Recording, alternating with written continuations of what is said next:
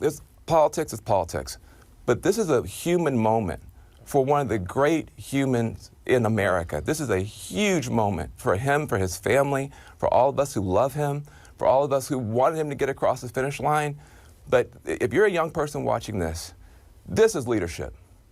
This is patriotism. This is what it means to put the country first and put the party first and put the cause first. When your arm gets tired, you let somebody else finish pitching the game. That's what Joe Biden has done, and he's done that for all of us. And so I just want to say, I don't know who's going to be the VP, the non-VP. I don't know anything about politics. I just know that I love this man. I care about this man. It was painful every day to sit up here and talk about him like he's just some problem for the party. Wait till we get to the convention. You're going to see people crying, standing, screaming, cheering. He may not get a chance to talk for 10 minutes when we finally get a chance to put our arm around this guy. He did the right thing for this country. He did the right thing for this party. All of us are going to be in this situation someday, and I hope that we take a moment to honor this man and to love this man. I love Joe Biden. I appreciate what he's done, and a lot of people are heartbroken today. Even if it's the right thing, it's still just horrible. Taking one for the team, huh? Where's the violin music with that?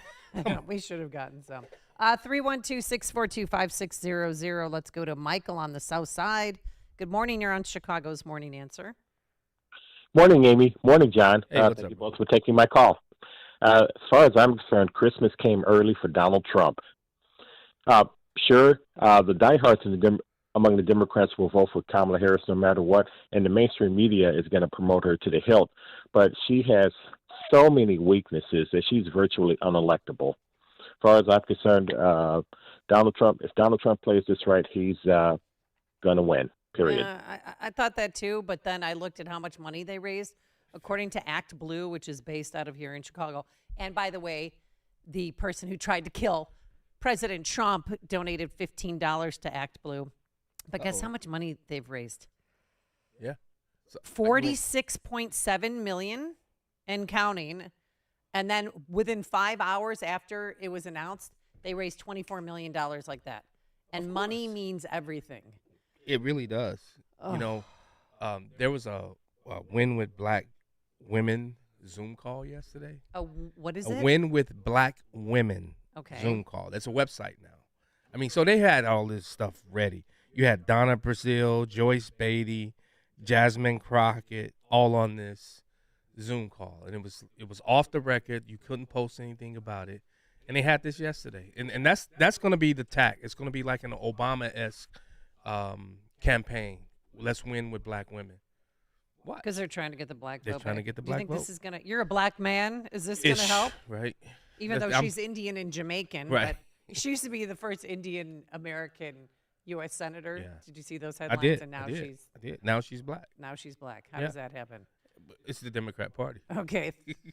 More of your phone calls coming up, plus that quote from Jasmine Crockett, which is classic.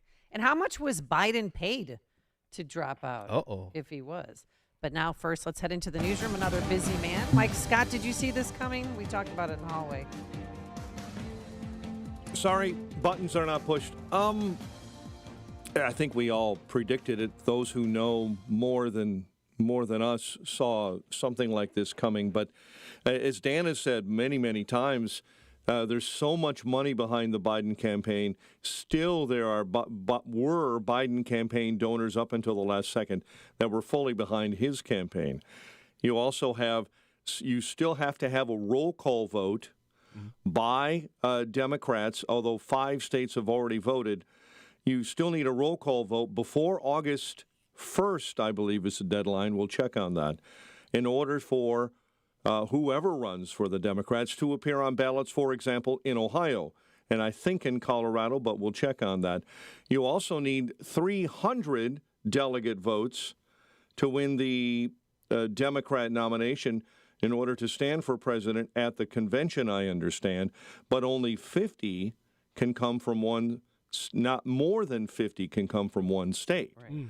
So if you're Biden released all of his delegates. We know that. But Right, what about but the that 14 million people who voted for him, Disenfranchised. who want him? I mean, I feel like we're living in a communist country. It's There's no democracy there. Right. From a technical standpoint, though, just because they've been released, they are free to choose whatever situation they want to attach themselves to. Could it be another presidential campaign? Will they go to RFK?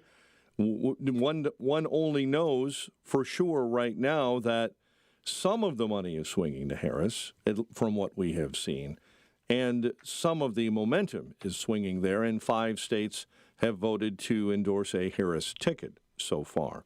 That's what we know, and what we also know is that this morning the president is dropping out of the 2024 presidential race, and reaction was swift, starting on CNN with West Virginia Senator Joe Manchin saying it was time for Biden to pass the torch. I want him to be the president in the last 5 months of this presidency, of his term, to do what he can do is unite our country, to calm down the rhetoric, and be able to focus his attention to peace in the world. Sunday's announcement comes after Democrat leaders have been expressing concerns about the 81-year-old's mental fitness and a path to victory over Donald Trump. Time and again, President Biden insisted he's not seen any polling data that showed him losing to Donald Trump. Unless they came back and said, there's no way you can win. Me. No one's saying that. No poll says that. With his exit from the race now, Biden gives his endorsement to Vice President Kamala Harris. Maryland Congressman Jamie Raskin argued Harris is uniquely qualified to pick up the fight. He's a convicted felon, and she's a prosecutor on behalf of democracy, freedom, and the common good. The Democrat National Convention to nominate the party's candidate for president, scheduled to be held August 19 through the 22nd. Texas Senator Ted Cruz lashed out at Democrats in the party and the president for simply remaining in office. Every Democrat today knows Joe Biden has dementia. Is any one of them calling for him to step down as president now? No. If we're suddenly involved in a war, if a nuclear missile is fired at us, Joe Biden is probably at home in bed right now. Someone will bring him warm milk. House Speaker Mike Johnson posting, if Joe Biden is not fit to run for president, then he's not fit to serve as president. Democrat delegations, as we've said, from at least 5 states have endorsed Vice President Harris for president, including Tennessee and Louisiana. The National Finance Chair for the Biden Victory Fund telling NBC News he does believe there may be enough pledged delegates to be nominated by midweek. Secret Service Director Kimberly Cheadle will be on Capitol Hill today as lawmakers demand answers over the attempt on former President Trump's life. Ohio Congressman Mike Turner on CBS's Face the Nation. President Biden should fire her. She's clearly not going to resign. But her failures are incredibly well known throughout the organization. And even as we look at that day, they were very, very basic failures. Many lawmakers are calling for Cheadle to step down or to be fired. The CDC this morning says 2 people have died due to a listeria outbreak in multiple states. That's connected to deli meat. Right now, it's unclear what meat is responsible for those getting sick. No recalls have been issued. Most report they've become sick by eating liverwurst or turkey. 2 deaths were reported, 1 in New Jersey and 1 in Illinois. Chicago sports, Nico Horner walked in the winning run with the bases loaded. In the bottom of the 10th, Cubs beat the Diamondbacks 2-1 at Wrigley Field. White Sox lost to the Royals 4-1.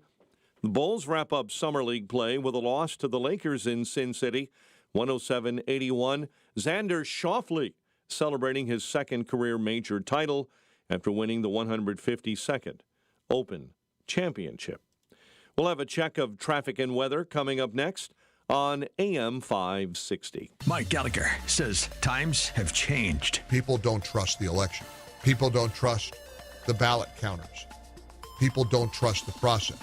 And I kind of think it's my job to point out that we have got procedures in place that are far different from 2020. The Mike Gallagher Show, weekdays at 9, right before Dennis Prager at 11 on AM 560.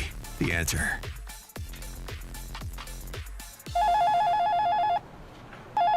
Quick delivery service. What do you need delivered today? Hi, I'm trying to work through through a last-minute to-do list for my boss? Can you deliver a hard drive to the Loop in Chicago? We can deliver that today. Okay, can you deliver 20 boxes to a client in Rockford? We can deliver that today. Can you deliver 12 pallets of tile to our customer in Naperville? We can deliver that today. Can you deliver a large envelope to Northbrook? We can deliver that today.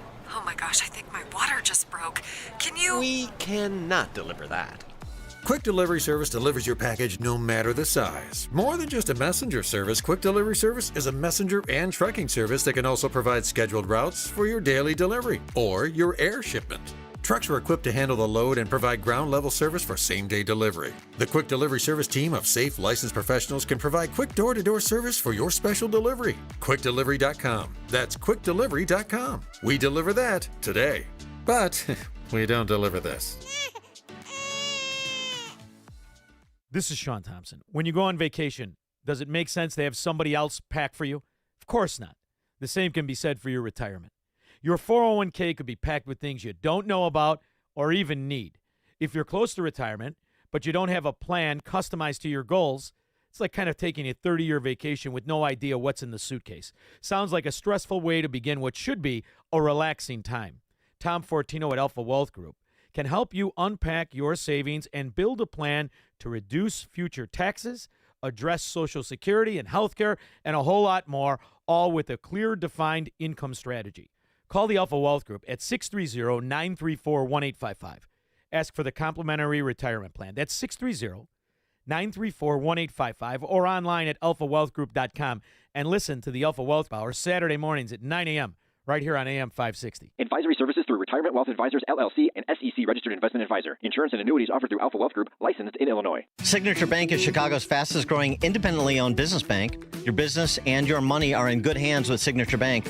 I'm Dan Proft, and I know this because Signature Bank is my business bank. Hi, I'm Jason Zenger, owner of Zenger's Industrial Supply and host of the Making Chips podcast, and a proud customer of Signature Bank.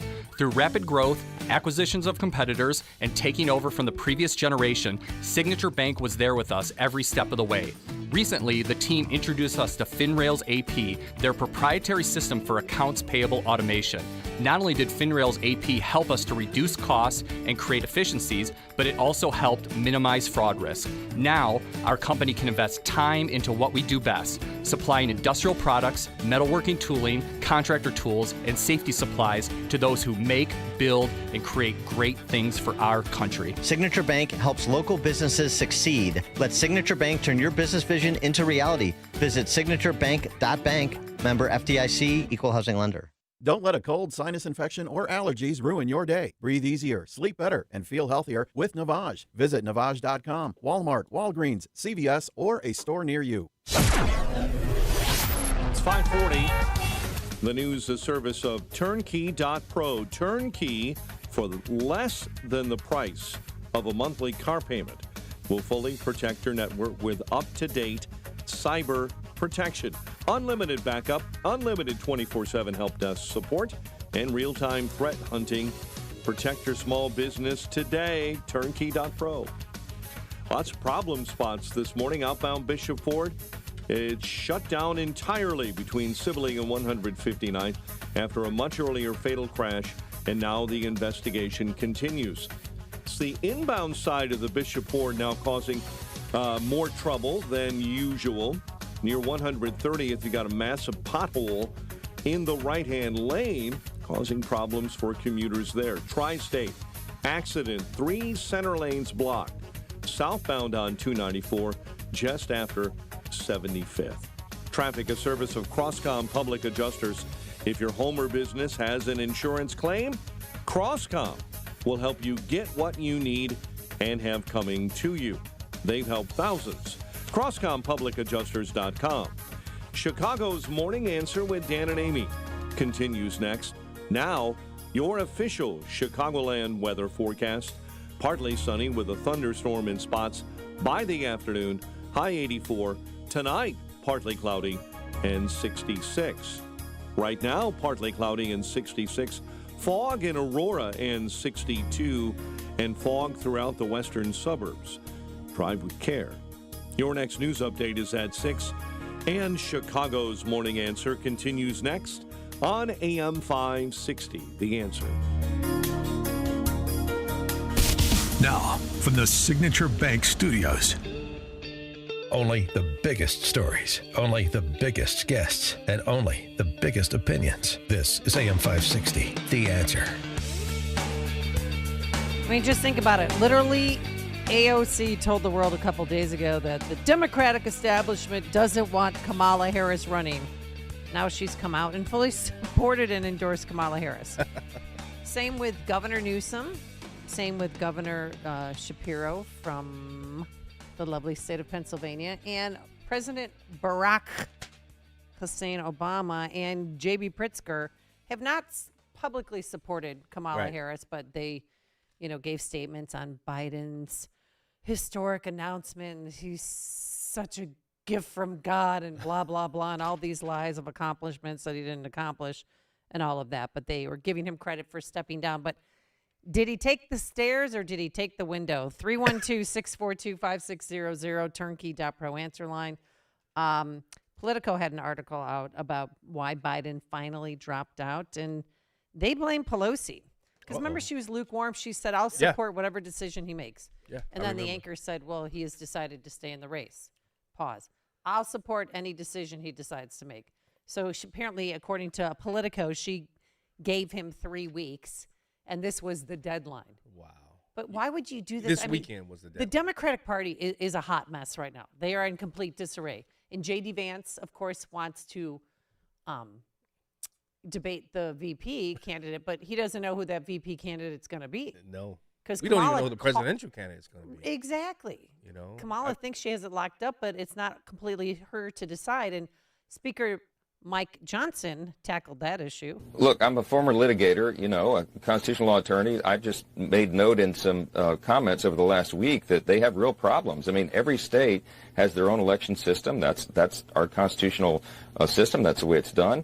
And in some of these states, it's a real hurdle. They have a real problem of replacing the nominee at the top of the ticket. Remember, Jake, Joe Biden was chosen after a long, small d Democratic process by 14 million people emerging through that primary. It will be very interesting to see if the so-called party of democracy, the Democrats, go into a back room somewhere and switch it out and put someone else at the top of the ticket. I mean, I think they've got legal hurdles in some of these states, and it'll be litigated, I would expect, on the ground there, and they'll have to sort through that. They got a real problem. It was interesting. I listened to the Joe Manchin's interview, which was compelling at the opening of the show, and he made the point that this is not his father's Democrat Party. It's not the party he knew as a young man. He wanted them to be sensible and moderate, and they aren't anymore, and that's why he left the party. We're seeing that across the board. We have a demographic shift going on in the country right now with a record number of Hispanic and Latino voters and black voters, African-American voters, the Jewish community coming into the Republican Party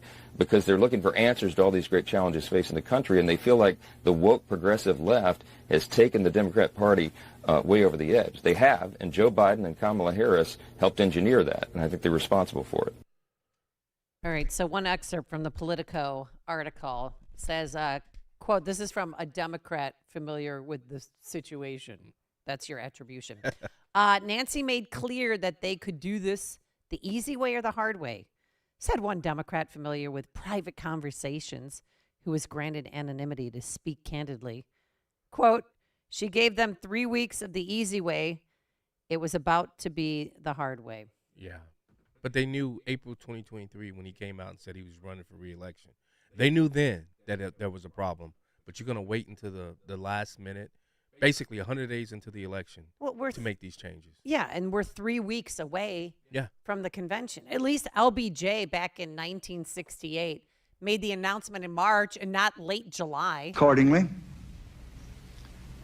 I shall not seek and I will not accept the nomination of my party for another term as your president. And as Mike Scott and I were talking, we knew he was going to lose because of the Vietnam War. Yeah. But Biden's people around him knew he was going to lose. Of course they did. But not Biden himself because he's not all there. Right. He couldn't accept that they didn't want him. Right. The elite Democrats that he used to call them did not want him to run because they know that he was going to lose. I agree. But in his,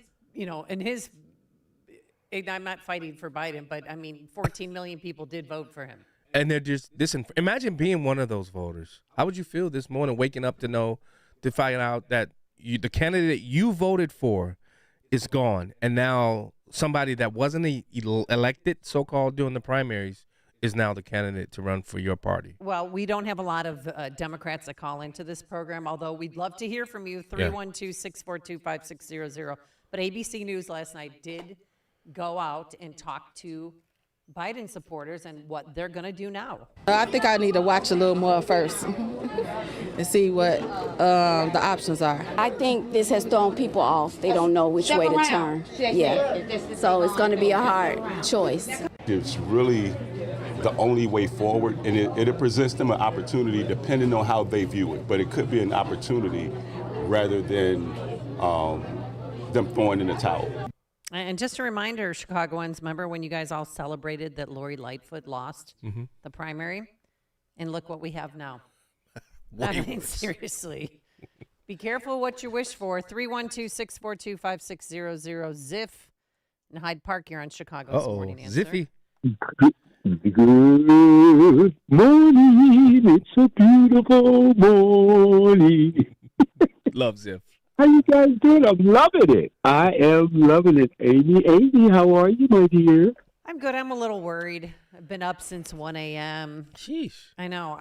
This is very unsettling. And at first I thought, oh, this is okay. And then the more I looked and read and see all these people and all these, like, it's a new life has been breathing into the Democratic Party. Yeah. Breathing? That's not a word. But they needed this shot. Biden. Pardon? They needed this shot in the arm. The Democrat, because they were lagging in every aspect, and Trump was rising. They needed something to shift because now the news is all about them. Yeah, and I'm so sorry for interrupting. That's Detroit okay. Free Press poll has The Detroit Free Press polling had Trump up 7 points on Biden in Michigan. I mean, that's a swing state. Amy? Yes, Ziff. Let me give you guys my report from the street, please. The call was from Brazil. Is her name Brazil? Used to be with Clinton. Down to Brazil, yes. She had a call. My friend told me 30,000 women. I said, okay, well, where do I see that data at? Where can I find that data? I ain't trying to hear no 30,000. I said, how did y'all pull that off overnight? So when that gentleman that's sitting with you said that she had did, so that sort of confirmed. But I don't think it was 30,000. I wouldn't be shocked if this was around the country. That wouldn't shock me if they got 30,000. That's what they said. They said it. Here's where, for us to win this race, two things has to happen. I just wish, Amy, there's a saying in the black community, the same thing that makes you feel good could also make you feel bad. Trump's mouth is beautiful, but it can also hurt him now, especially when it comes to the women. And I personally, that's the only part I don't like. Leave them alone. That's where they lose out at. That's why they losing, because they're concentrating on what we're doing. We need these 100 days, which can be long for us or they can be short for us. The way we make them short for us is start the work in these 100 days. Yeah. I just wish he had I don't know why he just can't talk regular, but I guess he's got to feed to the crowd that he's working with. But there's still that lukewarm crowd that I wish he would try to appeal to them. But one thing I hope he would cease from doing, Pamela is, I got to tell you about Pritzker. Pamela ain't going nowhere. Leave her alone. Her problem is right here in Illinois, fat boy. Have you noticed nobody from Illinois have not said anything about endorsing her? No. Danny Davis, Mike Quigley came out right away and endorsed her. So did Chewy Garcia. Well, you know and don't why? forget, Pritzker doesn't. Go ahead. I'm sorry, Amy. No. Why? Because Pritzker what? Pritzker doesn't control them two. That's why. But everybody else he controls.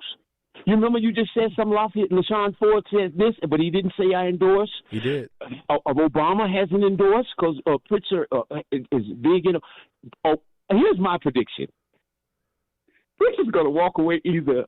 I've already picked him as vice president. I think he's going to walk away with the nomination on that side. I really think he's going to do it. Love you guys. Keep going. Dick Morris said, watch out for Michelle Obama. to make a last appearance. I'm just everybody saying. Stop and stop with the big mic comments too. Well, I don't do that part, but I know. Well, okay, I'm tall. Yeah. Just let me let you in on a little girl thing here.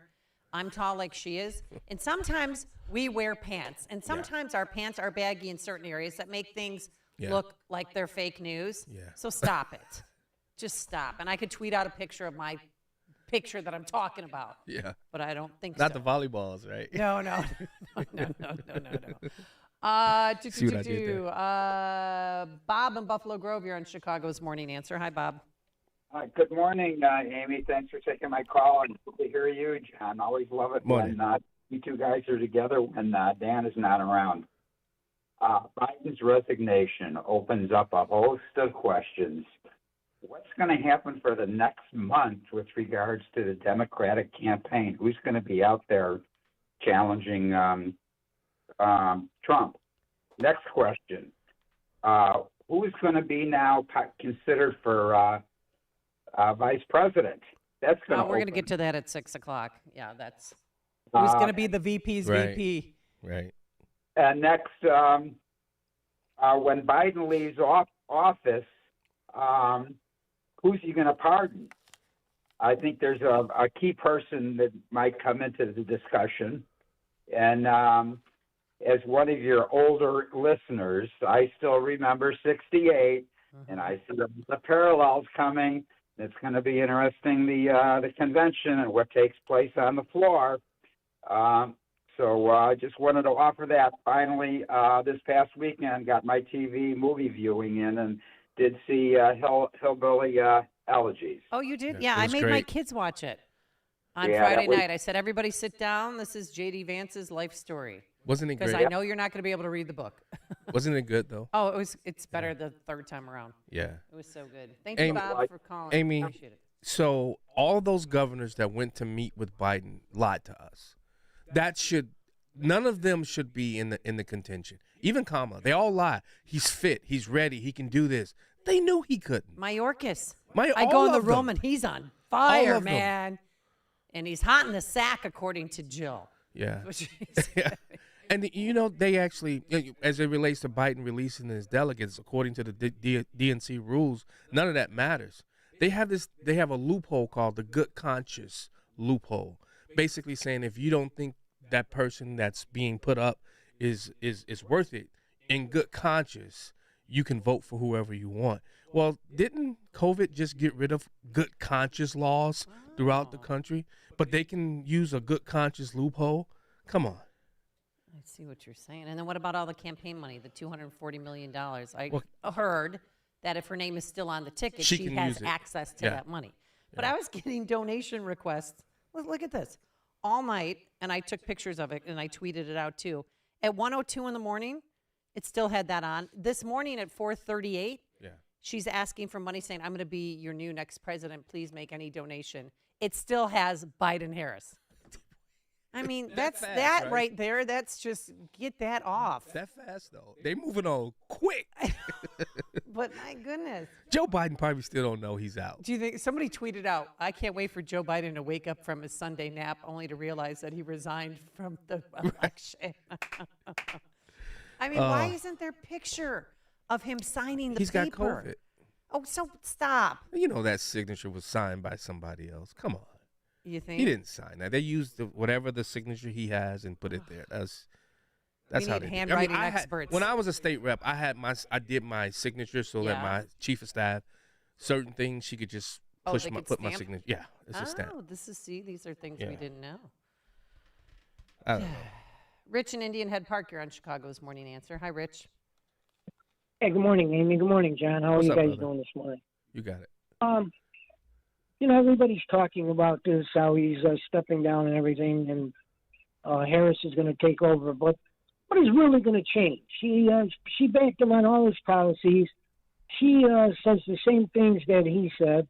What is she going to run on? What is she going to tell the American people? She black. The only thing the Democrats have now is they're all going to go out there in their convention, and they're going to cry how Joe did this for the country and how he's for the American people after he's destroyed their country for the last 3.5 years. Correct. So it doesn't really make any sense to me. The only thing that she's going to get a boost is that the women are going to say, "Oh, well, maybe it's time that we have a woman as the president." Well, that's the Please. campaign. Same old sad God, I story can't that stand they that. tell all the time. I know. mean, I'm a woman. I'd love to story. have a female president, but I want somebody who's good. And she's not that competent. person. Yeah. Exactly. But you know what, Rich? I got to tell you, and did you ever watch the show Veep? Oh, yeah. Okay, so they predicted this. Are you ready for this? This is the scene when Julia Louis-Dreyfus realizes, I'm in. I'm not leaving. POTUS is leaving. He's not going to run for a second term. I'm going to run. Yes! I did not see that coming. Alita Meyer, she did with fire. Bam! Boom! Let's go to that moon! I was this close to living on my boat. But that's going to be the campaign, a mix of Hillary and Barack. Pardon? The campaign is going to be a mix of how Hillary, I'm with her, and the Barack, I'm black. Right. That's going to be a melding of the two campaigns. And the first thing that I thought is they're going to make Kamala Harris the black Obama. I mean, not the black, the female Obama. Well, they always called her that, the female Obama. That was, I believe, it was a New York Times or really? Atlantic article. Yeah, I knew that. Many years ago, when Barack was running for president, they called her the female Barack Obama. Whatever happened with I'm riding with Biden? What was there more people saying Biden should step down or more people saying he should stay? We're riding with Biden. We're riding with Biden. Did anyone mention Harris? We are riding with Biden. Was there conversation about Vice President? We are riding with Biden. Was there Vice? It's what Chicago is talking about. It's Chicago's Morning Answer with Dan and Amy on AM 560. The Answer.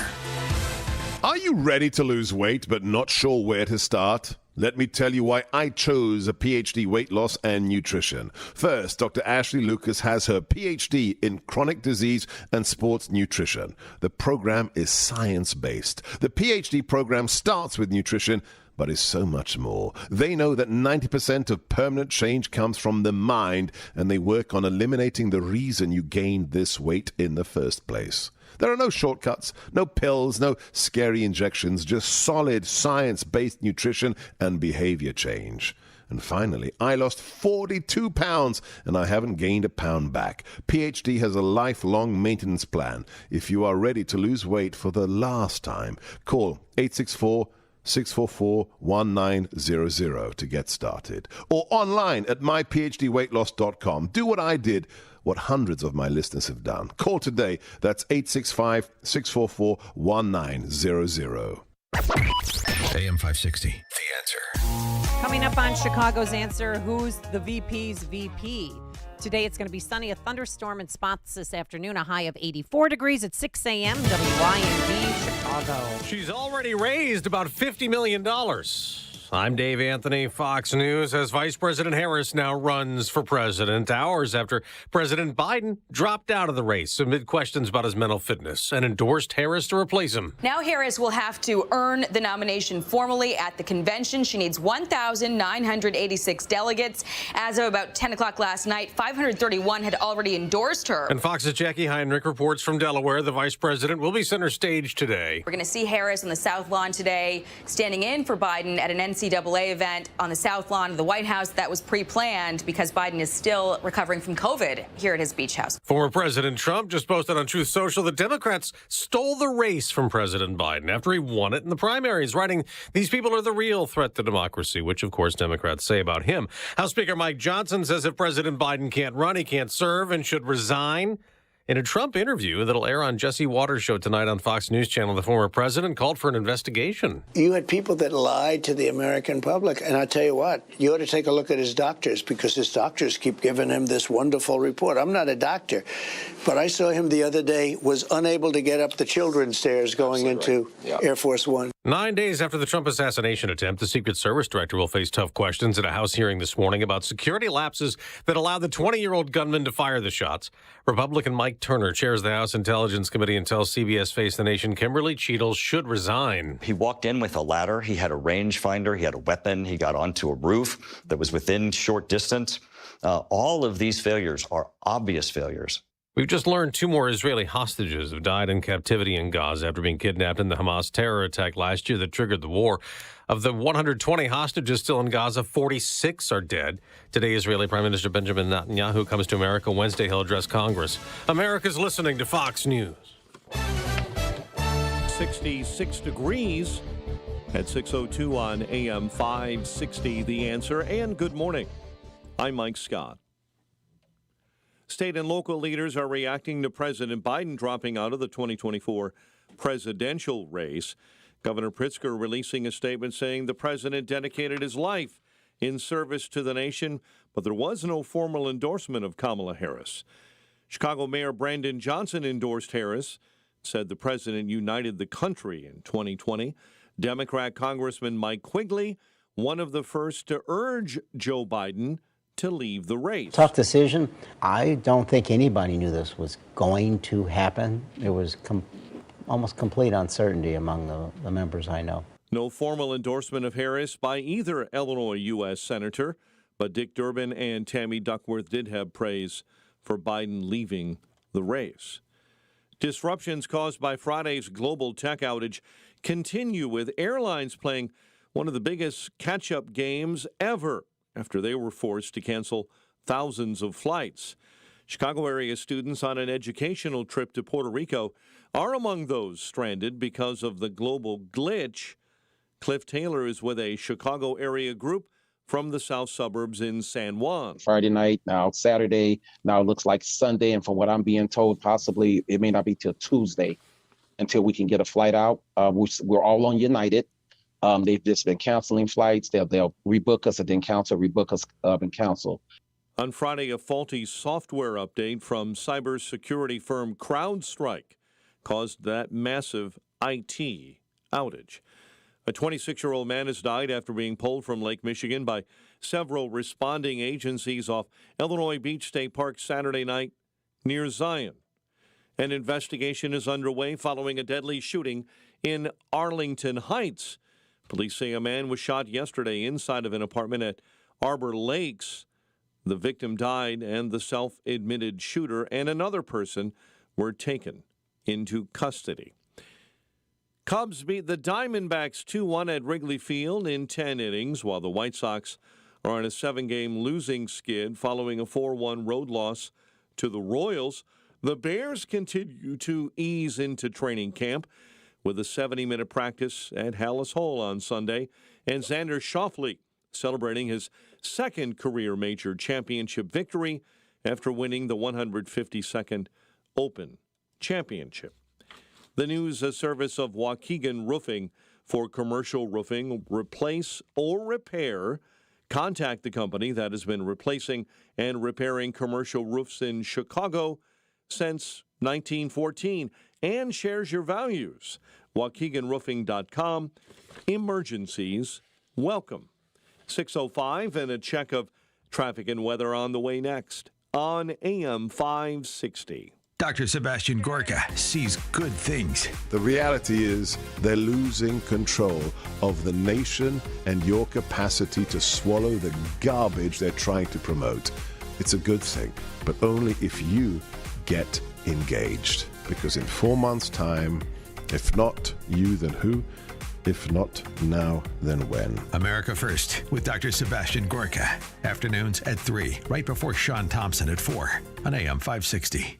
The Answer. Well, summer's here and the weather is beautiful. Everyone has a favorite outdoor activity: golf, bike riding, bird watching, long walks. Ask 100 people, you'll get 100 answers. But if everyday aches and pains are keeping you on the sidelines, I have one answer: Relief Factor. Relief Factor is a 100% drug-free daily supplement that helps your body fight pain naturally. Developed by doctors, Relief Factor uses a unique formula of natural ingredients. It doesn't just mask pain, it helps reduce or even eliminate it. Wherever you're hurting, back, neck, joints, or muscles, in 3 weeks or less, you'll start to feel the difference all day, every day. So whatever you like to do, swimming, pickleball, hanging out in the garden, Relief Factor can help you feel good again and let you enjoy all your favorite outdoor activities all summer long. Go to ReliefFactor.com or call 1-800-4-RELIEF and save on your first order. That's 1-800-4-RELIEF. Fight pain naturally with Relief Factor.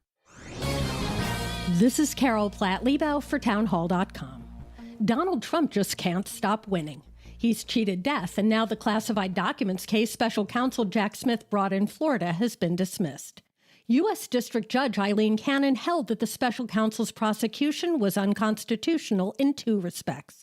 First, Jack Smith is essentially a private citizen. No federal statute authorized his appointment by the Attorney General, nor has he ever been subject to any sort of Senate approval.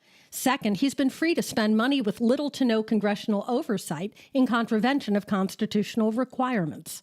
Jack Smith will appeal the ruling to the 11th Circuit, and it will probably end up before the Supreme Court. To some, the decision may seem overly technical and legalistic, but the Constitution's guardrails protect all of us from a government that could otherwise grow too powerful at the cost of our freedom.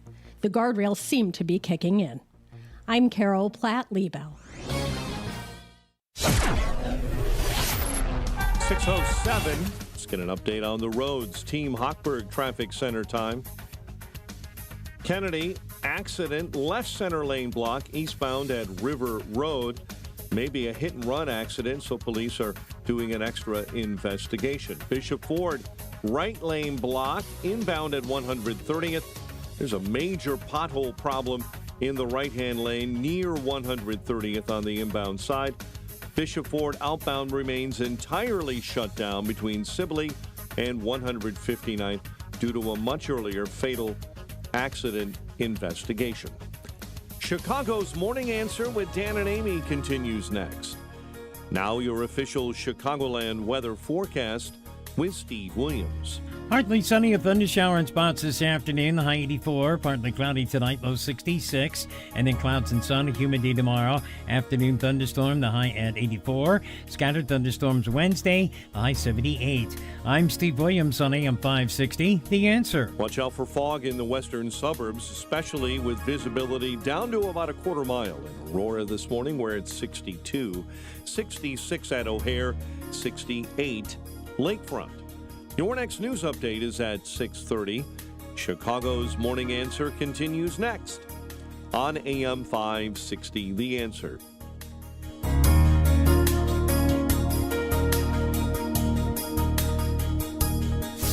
This hourly segment is brought to you by Health Quest Radio with Dr. David Kolbaba. Saturday mornings at 11. Visit healthquestradio.com. Now, from the Signature Bank Studios. This is Chicago's Morning Answer with Dan Proft and Amy Jacobson on AM 560. The Answer.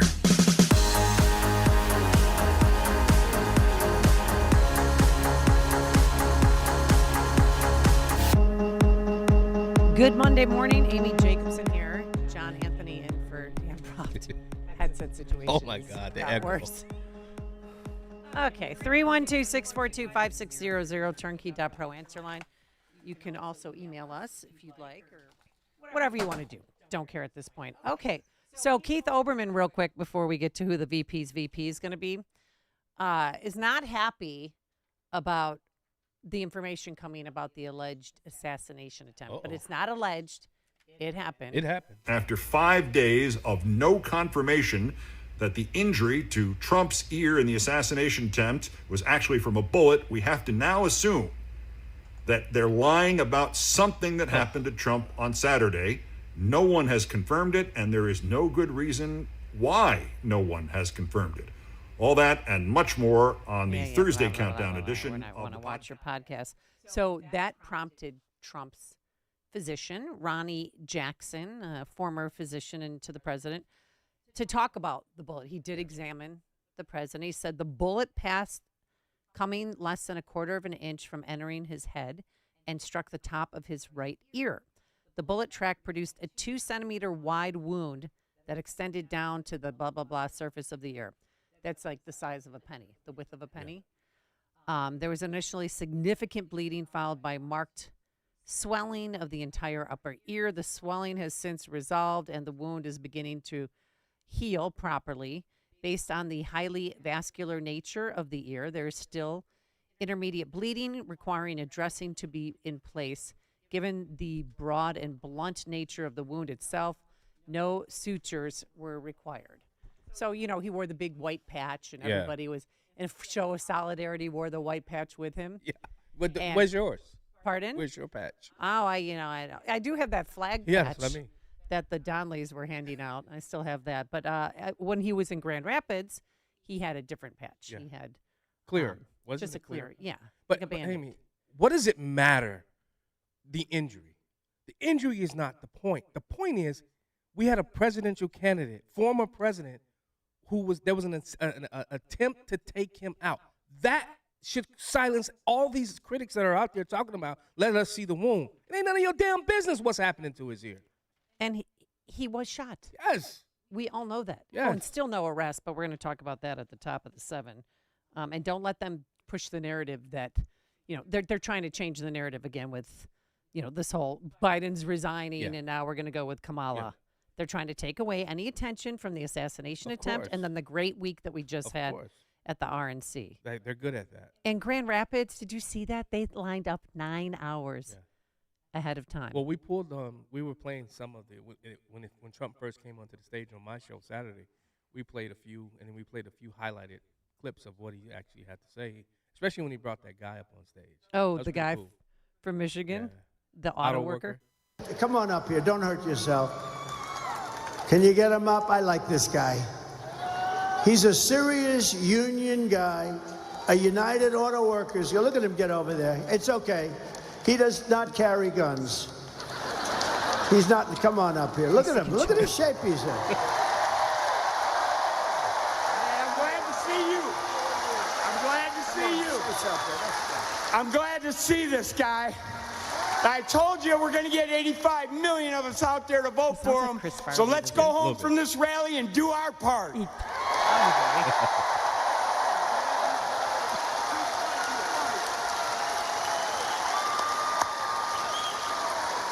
at the arms on him. I may have height, but his arms are definitely more powerful, huh? And Look at that guy.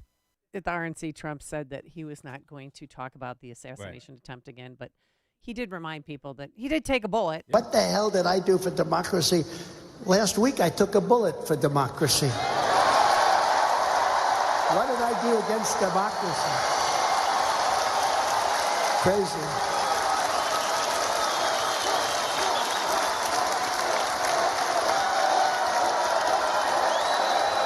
13,000 people there, all excited to see him. 9 hours? Woo, that's a long time to wait. Did you see the line? There was somebody that tweeted. I mean, it kept going on, and I thought, oh, we're going to be there. Oh, no, keeps going. Oh, no, still going. 312-642-5600, turnkey.pro answer line. Who should Kamala's VP be? Who's the VP to the VP, and who would be the strongest running mate for Kamala Harris? Because there's a list of 10 here. I see it. You know who I like? Kelly.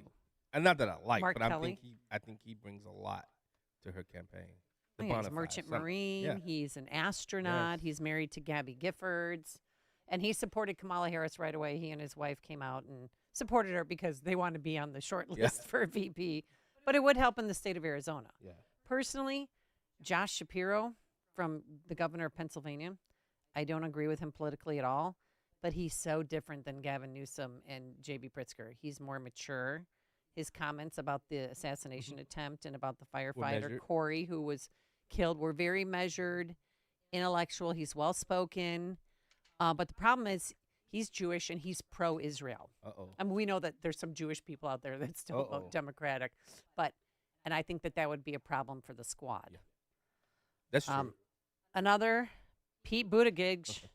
Booty juice. Our former intern at Channel 5, he was on with Bill Maher, I think, taking a turn at deciding whether or not they are going to look at him for president. And he said that he's a lot like J.D. Vance.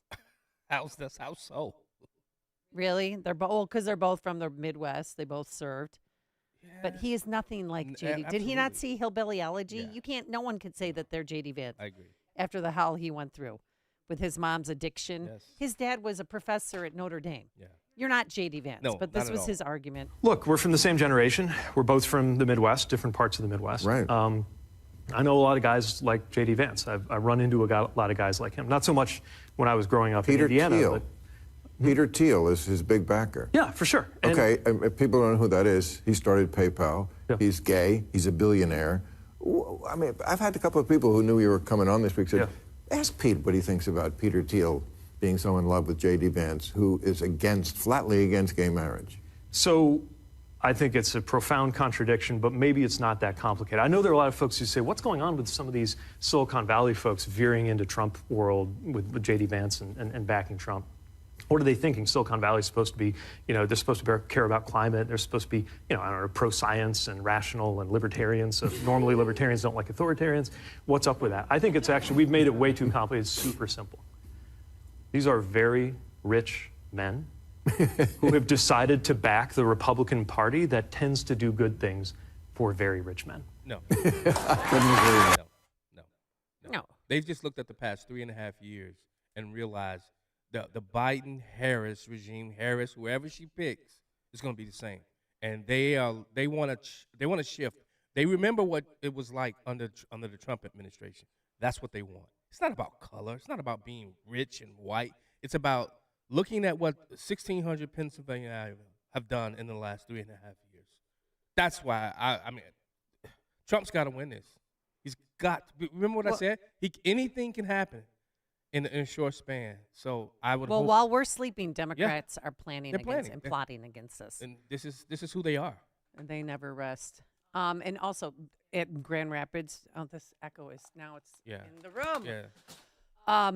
He talked about the big deportation that's coming. That is why, as soon as I take the oath of office, we will begin the largest deportation operation in the history of our country, even larger than that of President Dwight D. Eisenhower many years ago. He was a big deportation person.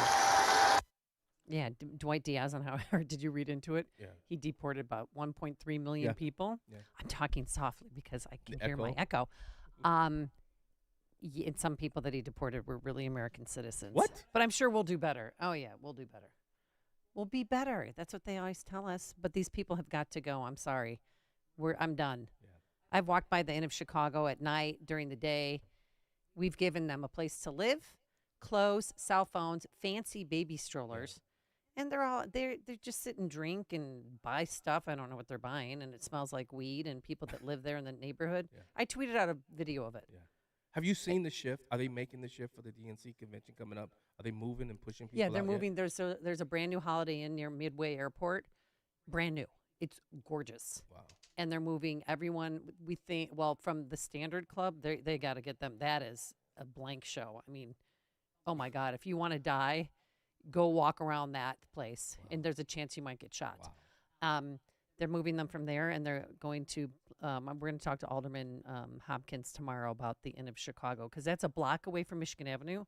That's where people want to stay, who have money, who want to pay, because almost every hotel room is sold out. Yeah, that's where all the good food is. For the DNC. That's where all the good food is. Pardon? That's where all the good places to go eat at. Oh, on Michigan Avenue? Oh, yeah. But still, that's very interesting. All right, 312-642-5600. Joe in East Dundee, you're on Chicago's Morning Answer. Amy, John. Hey. Kamala Harris was the first one off the debate stage. Yeah. Because no one liked her. And now they're trying to force fit this woman into our lives, Yeah. It's do they not deserve the right to at least vote, for who they like, instead of this hoochie coochie mama? Uh-oh. Well, well, the Party of Democracy thinks it can overrule the votes of over 14 million Americans, because that's what they did. Yeah. They just took that away. And I don't know if it's legal. I don't know what the ramifications are. I don't know what the future looks like. Should there be an investigation to see how they push Joe Biden out? Should the Republicans in Congress try to investigate that? Special counsel. Yeah. Let's go. Yeah. I want to see the text messages between them all, what they're saying. But, they're smart enough not to put it in messages. They know. No, they know. Yeah. But I loved how the Clintons, Bill and Hillary, are back together again, maybe talking, who knows, saying that they support Biden. They're behind him 100%. That was on Saturday, and then on Sunday. Now we support Kamala Harris. Yeah. It's such a joke. You know who I would have out there if I was Trump? The woman that demolished Kamala Harris, Tulsi Gabbard. Oh. I would have her on every major news outlet, just because when Trump debates her, look at Tulsi took her off her game in that debate because she was relentless. Can Trump do that in a debate? How will that come off? You know how we're a very soft community now. How will that come off Trump coming down hard on her like he would do Biden? I don't want him to debate her. You don't? No. And he wants the debate moved to Fox away from ABC now that there's been a change of candidates. I don't think it's in his best interest to debate her. Everything he says, people will twist around like, oh, that's misogynistic. That's racist. Yeah. I think he's better off just sitting that one out. Yeah. 312-642-5600, turnkey.pro answer line. I just really, because they thought Biden debating early would help Biden, and the exact opposite. That was part of the plan. Getting him out there early so that the people could see that he's not there. That was part of the plan. That's part of the pushing him out. You think that happens if they don't do this debate that early? Why do this debate that early, knowing who Biden is, what he's suffering, what he's going through? Why do it now? They knew what they were doing. This was part of the play so that people could see that Biden. Wait, something is wrong with this guy. Even though the whole world could see it, world leaders from around the world, they saw it. Can you imagine the conversation that they're having amongst each other right now, the world leaders, about this debacle that's happening here in America? Oh, Putin's licking his chops. Yes. Every enemy we have. So here's J.D. Vance on Kamala Harris. Because remember, Kamala called him right after he was announced as the VP pick and said, I can't wait to debate you. Yeah. It's such an incredible, blessed week. What a cool thing it was to be asked by President Trump to serve as his running mate and to get out there on the campaign trail. But there's some bad news, actually. The Vice President, Kamala Harris, she doesn't like me.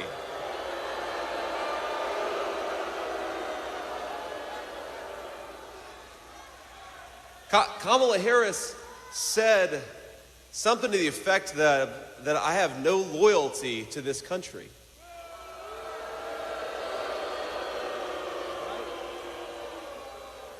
Well, I don't know, Kamala. I did serve in the United States Marine Corps and build a business. What the hell have you done other than collect the check? That's a great point.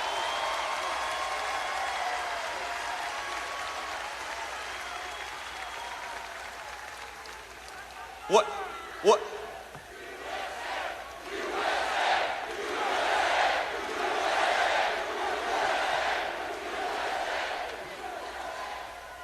What has she done other than collect a check from her political offices? And we have to give her credit, my friends. She did serve as border czar during the biggest disaster open border that we've ever had in this country. Let's get President Trump back there, close down that border, and bring some common sense and security to this country.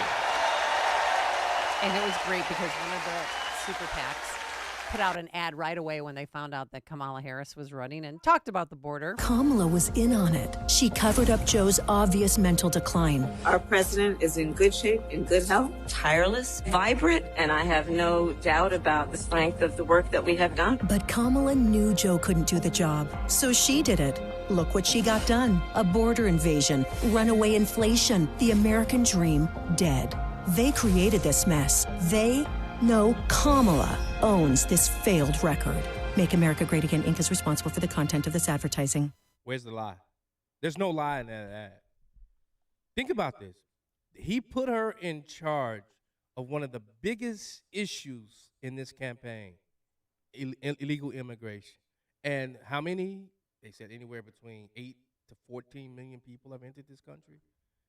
She was directly responsible for that because he made her the border czar, and she did nothing. She didn't even go to the border. Yeah. Which leads us to the next Trump campaign ad that dropped that digs a little deeper than this. Remember her interview with Lester Holt? If you ever wondered how Joe Biden could get the border so screwed up, remember, he had help. Here's Biden appointing Kamala Harris to be his border czar to deal with illegal immigration. And here are a record number of illegal immigrants, 10 million and counting, flooding over the border after Harris was put in charge of stopping illegal immigration. To be fair, Harris got off to a rough start by ignoring the border. Do you have any plans to visit the border? I'm here in Guatemala today. At some point, we are going to the border. We've been to the border. So this whole thing about the border, we've been to the border. We've been to the border. You haven't been to the border. And I haven't been to Europe. And I don't understand the point that you're making. Harris was liberal on illegal immigration before she ever reached the White House. As a prosecutor in San Francisco, Harris allowed illegal immigrant drug dealers to enter job training and have their criminal records wiped clean. One of the illegal immigrants Harris released went on to steal an SUV and ran down a young woman, seriously injuring her. And, of course, Harris backs sanctuary city laws that harbor illegal immigrants, even criminals. She even backs taxpayer-funded health care for illegals, record illegal immigration, special treatment for illegals, taxpayer-paid benefits. And Harris still doesn't get it. I've been working on this issue for a very long time. That's the truth about Kamala Harris. She's dangerously liberal on illegal immigration.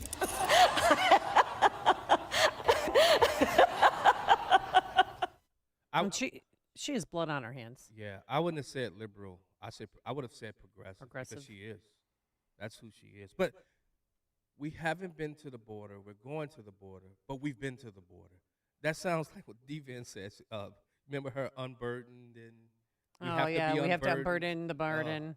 I was going to play that again, but we've played that to death. But there's more going to be coming out about her, and especially she was California's Attorney General. And she's just a horrible human being. I mean, Laken Riley's parents, they must feel sick to their stomach this morning. Yeah. Jocelyn from Houston, 12-year-old girl who was tortured and raped by two men and then left for dead, naked, waist down, hands tied.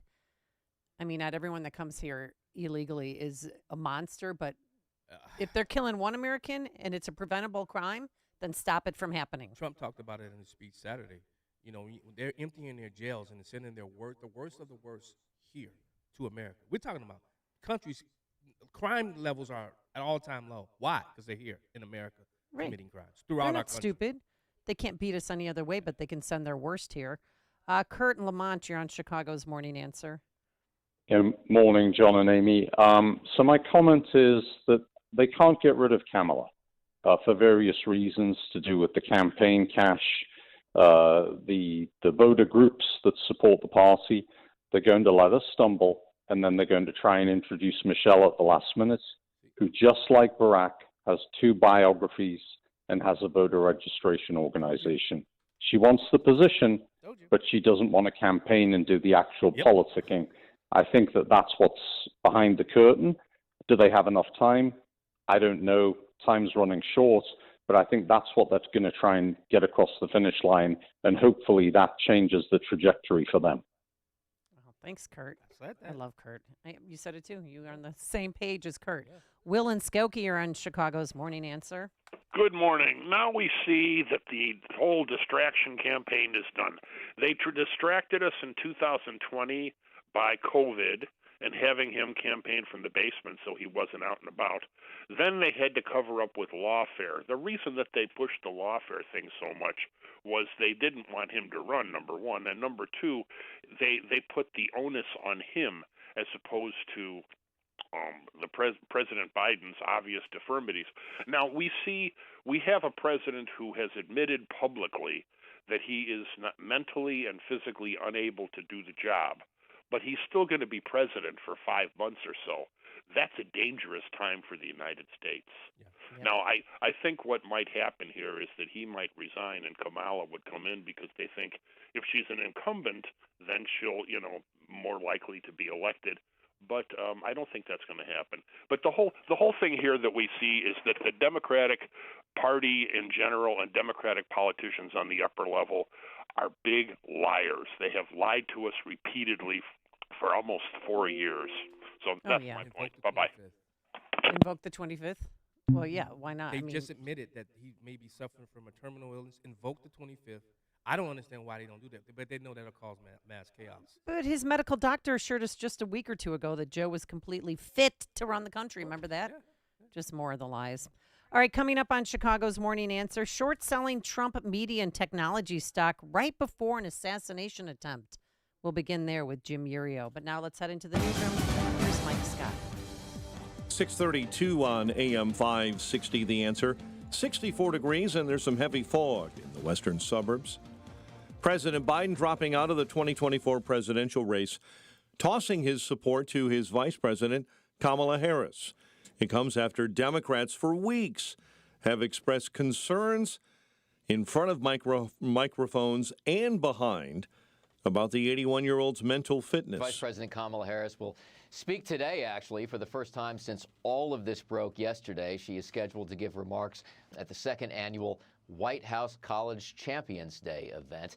DNC Chair Jamie Harrison laid out a path for the nomination, saying in the coming days, the party will undertake a transparent and orderly process to move forward as a united Democratic Party with a candidate who can defeat Donald Trump in November. This process will be governed by established rules and procedures of the party. However, the Democratic Party is noticeably divided over whether its members will back Harris for president right now. The president will address the nation regarding his decision later in the week.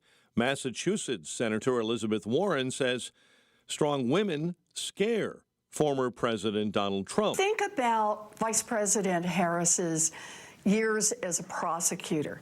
She's someone who's gone toe-to-toe with people who bluster, people who bully, people who lie, and she has held them accountable. With President Biden announcing his exit from the 2024 race for the White House, Republican Senator Rick Scott of Florida is taking steps to try and force him out of office as soon as possible. Scott writing on X yesterday he will introduce a resolution this week urging the cabinet to invoke the 25th Amendment. Former President Obama is not endorsing Vice President Harris yet. In a statement, Obama didn't explicitly call for Harris to replace Joe Biden. The CDC says 2 have died due to a listeria outbreak in multiple states. It's connected to deli meat. At least 28 others have been hospitalized, but the number of those sickened from the outbreak may be much higher. State and local leaders here in Illinois reacting to President Biden dropping out of the 2024 presidential race. Democrat Congressman Mike Quigley, one of the first to urge Joe Biden to leave the race. Tough decision. I don't think anybody knew this was going to happen. There was almost complete uncertainty among the members I know. Illinois Democrats like General Assembly member LaShawn Ford is urging the party to move cautiously because down-ballot swing districts in many states are now in jeopardy. We have to make sure that we do this right because it's too important to not, in my opinion as a Democrat, to let Donald Trump win. A 7-year-old boy seriously wounded after being shot on the Dan Ryan. The shooting happened early yesterday in the northbound lanes near 73rd. Charges pending against a man accused of slashing a woman at a CTA Blue Line station in the Loop. The attacker and victim got into an argument yesterday at the Jackson Blue Line stop. Rockford police say the officer who shot a man charged in the death of a local canine officer earlier this year will not face charges. Authorities say canine officer Nix was shot and killed by Malik Trotter during a chase on January 28th. Trotter was then shot while exchanging gunfire with an officer. The city of Chicago this morning ranks as one of the most stressful places to live in the country in a new Wallet Hub survey comparing 182 cities. In the survey, Cleveland ranked as the most stressed city, New York ranking 36, Los Angeles 42. Cubs beat the Diamondbacks in 10, 2-1. White Sox lost to the Royals on the road, 4-1. Bulls wrap up Summer League play with a 107-81 loss to the Lakers in Vegas on Saturday. The Bears continue training camp at Hallis Hall. Xander Schauffele, your British Open winner. The news, a service of Quick Delivery Service. Visit quickdelivery.com when you need same-day delivery of your routes. Ground delivery when you need it from safe, licensed professionals. Go to quickdelivery.com now to schedule your delivery.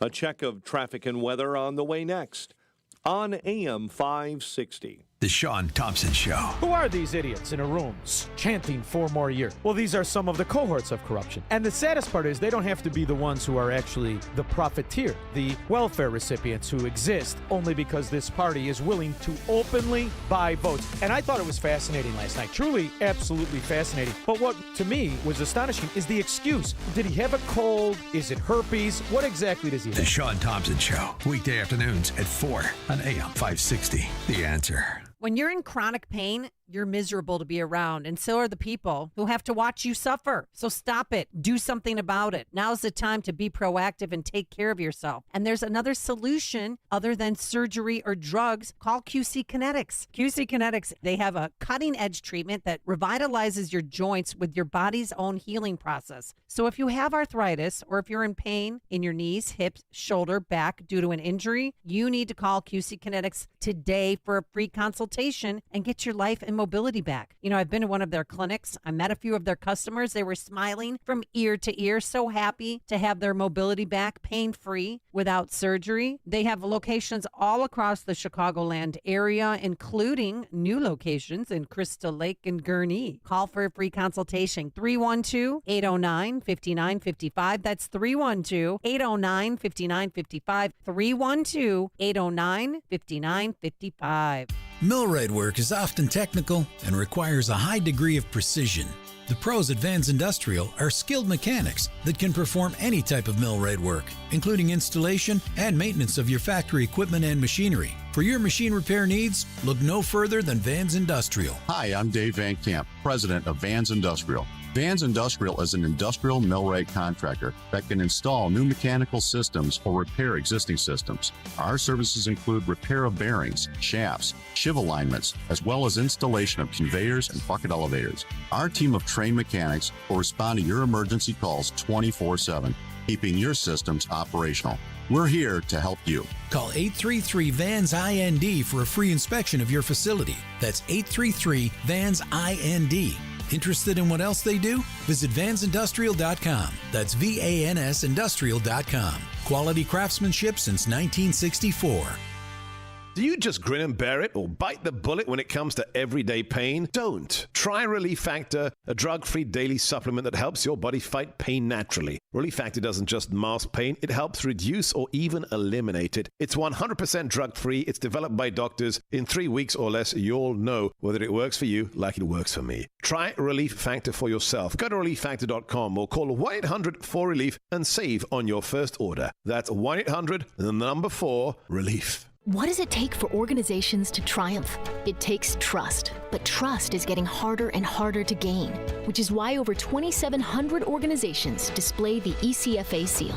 The ECFA seal gives your organization the third-party credibility that people are literally looking for.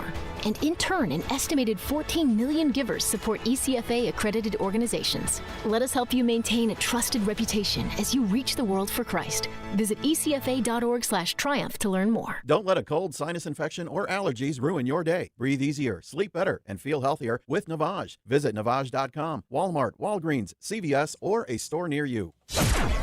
6:40, let's get an update on the roads. Team Hochberg Traffic Center time is a service of Blindster.com. Blindster started in 2010 in Kyle Cox's garage after he overpaid for new blinds. He researched, hired his mom. 14 years later, they're one of the largest retailers of custom blinds in the country. Don't pay too much for new blinds. Go to Blindster.com. Kennedy stop and go inbound Nagel to Montrose 43 into the circle this morning.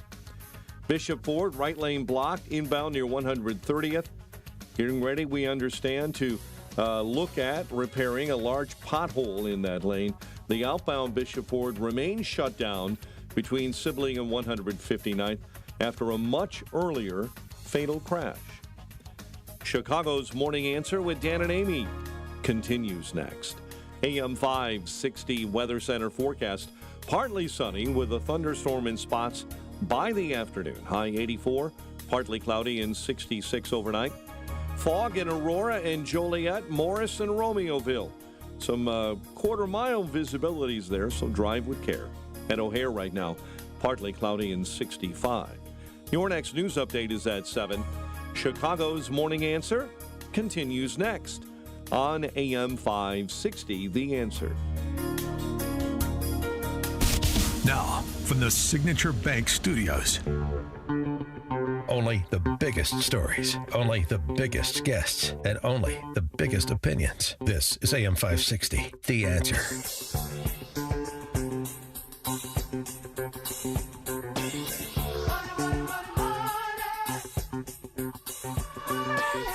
All right. Always fun when John Anthony fills in.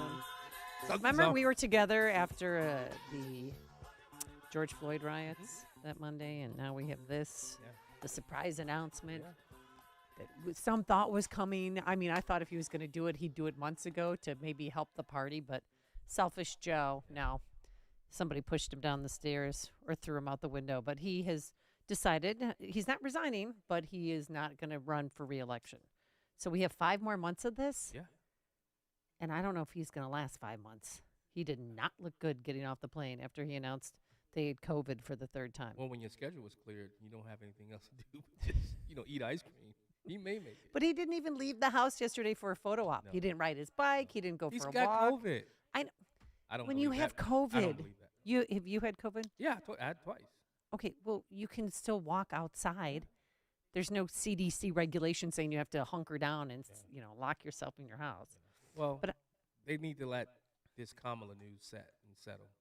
That's why he's not out there. And apparently, according to the Wall Street Journal, she has an event this morning.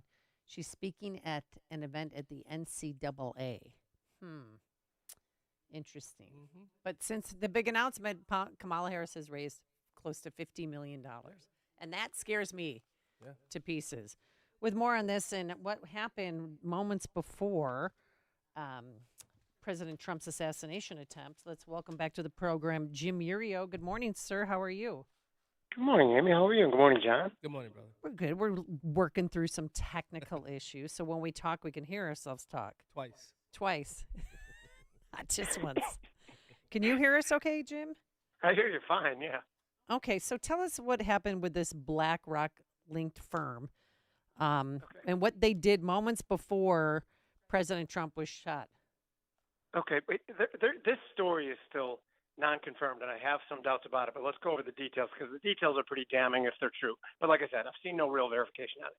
The talk was that this company, Austin Limited Partners, Austin Private Wealth out of Austin, surprise, right, which has ties to Rothschild, BlackRock, Cheney's, Bush's. That all is true. They do have ties to these funds, Soros. Now, the story was that they had bought 12,000 puts on DJT, Donald Trump's social media platform. And if Donald Trump would have not come out of July 13th fine, ostensibly that stock would have gone to zero, making them a fortune. Okay, they've denied the story. They've come out with an official statement that says this was a clerical error, and our filings with the SEC said that we had, I think I said 12,000. I think it was 120,000 puts. And it really, one of our accounts had 12 puts on. Well, that's a big deal. Is it a plausible deniability story? It is somewhat plausible. I've seen mistakes be made too. The one thing that is a little bit throws me off is that supposedly they had another short position in Rumble, which is another stock that probably would have been hit hard if Donald Trump didn't make it out as well. So here's what I think is possible. One, it's possible that it's true and that these stories that are coming out after the fact are all just cover-ups. I think it's almost more that it's being thrown out there. All of us, not us particularly because we're intellectually above it, but the crazy far right are following this story so then they can pull the rug out and say, see, this never happened. So I have some concerns about it, although I don't 100% believe it's not true. Is that a decent explanation, or where do you rate that explanation? Yeah, no. It just makes me think that there's a larger conspiracy theory Okay, in all so of this. which is Because funny. normally in something like this, you would have daily press conferences. You would have reporters going after the shooter's parents on a daily basis, getting video of them coming in and out of their houses, and none of that has happened. No, And no, we still have no one's head is rolled, no one has been fired, nothing has happened since last Right, Saturday. and here's the thing that irritates the crap out of me, and it always does, is that if you raise your hand and ask these questions, what are you, some sort of crazy conspiracy theorist? All you have to be is a casual student of history to know that to question events like this and ask yourself, is there something going on, is perfectly reasonable. And every time someone tells me it's not reasonable, like the election, the days after the election, where it was like, what do you mean you're questioning the election? No, I just know I went to bed and Donald Trump was winning by a lot, and they kept telling me that, he wasn't going to win anyway. It is reasonable to question these things, and when they say it's not, they're the crazy ones. So repeat, if you have said this, I'm sorry, again, we're having technical problems. BlackRock's connection to Austin Private Wealth. I believe is real. But then again, BlackRock, now we've allowed them over the last 15 years to be connected to pretty much everything. So it's not the most unusual thing in the world that BlackRock might be connected to them.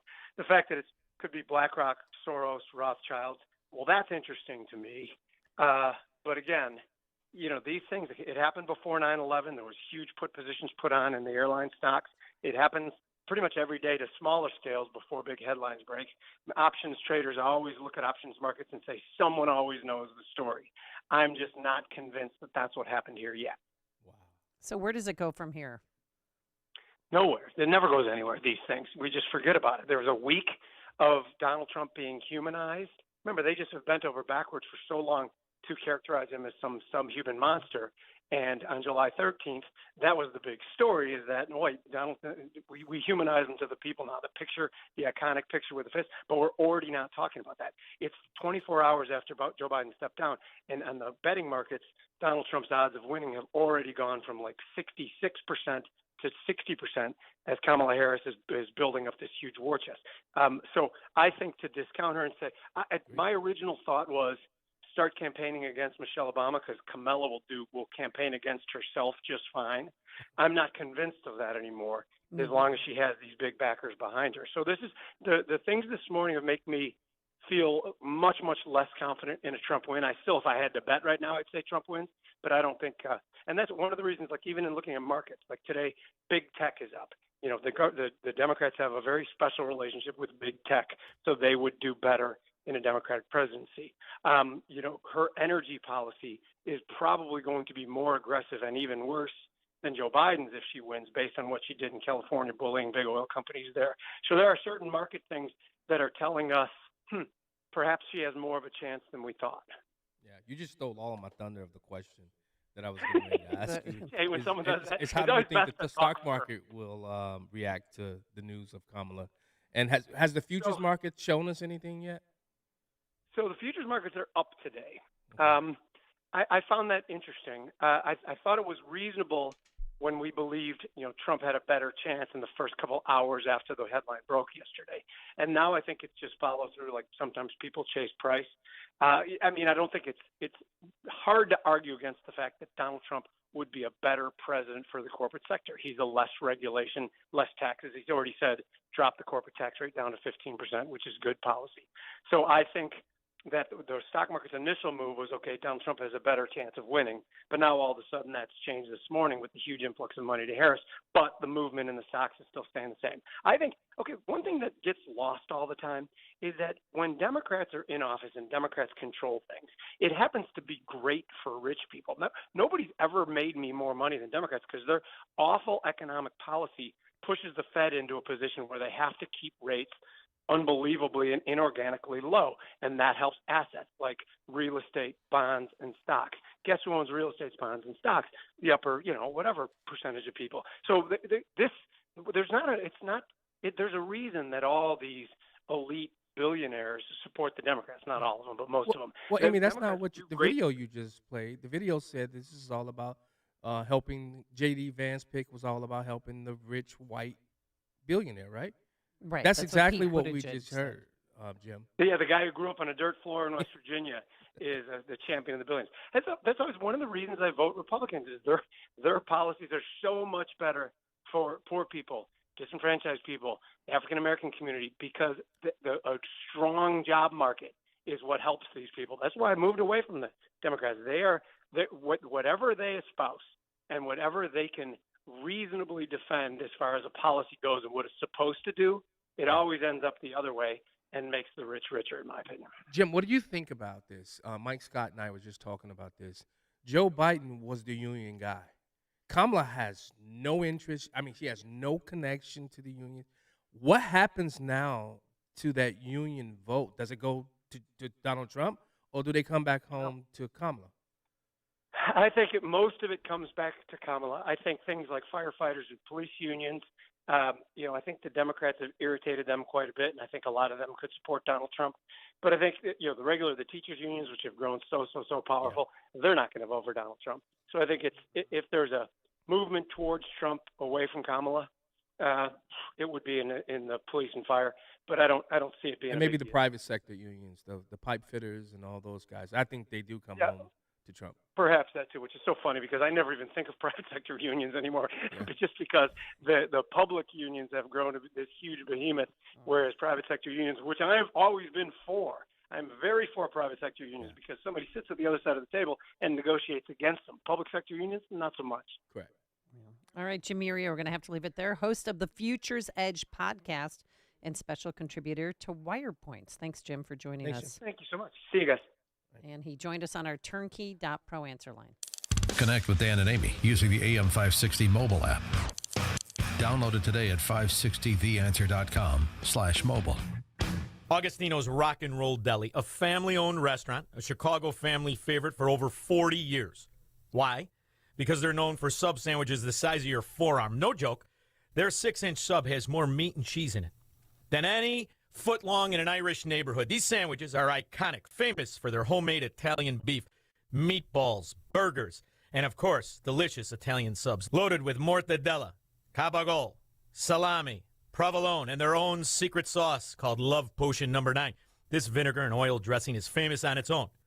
Both Augustino's locations boast walls covered in authentic rock and roll memorabilia and artifacts, all celebrating their love for good old-fashioned rock and roll.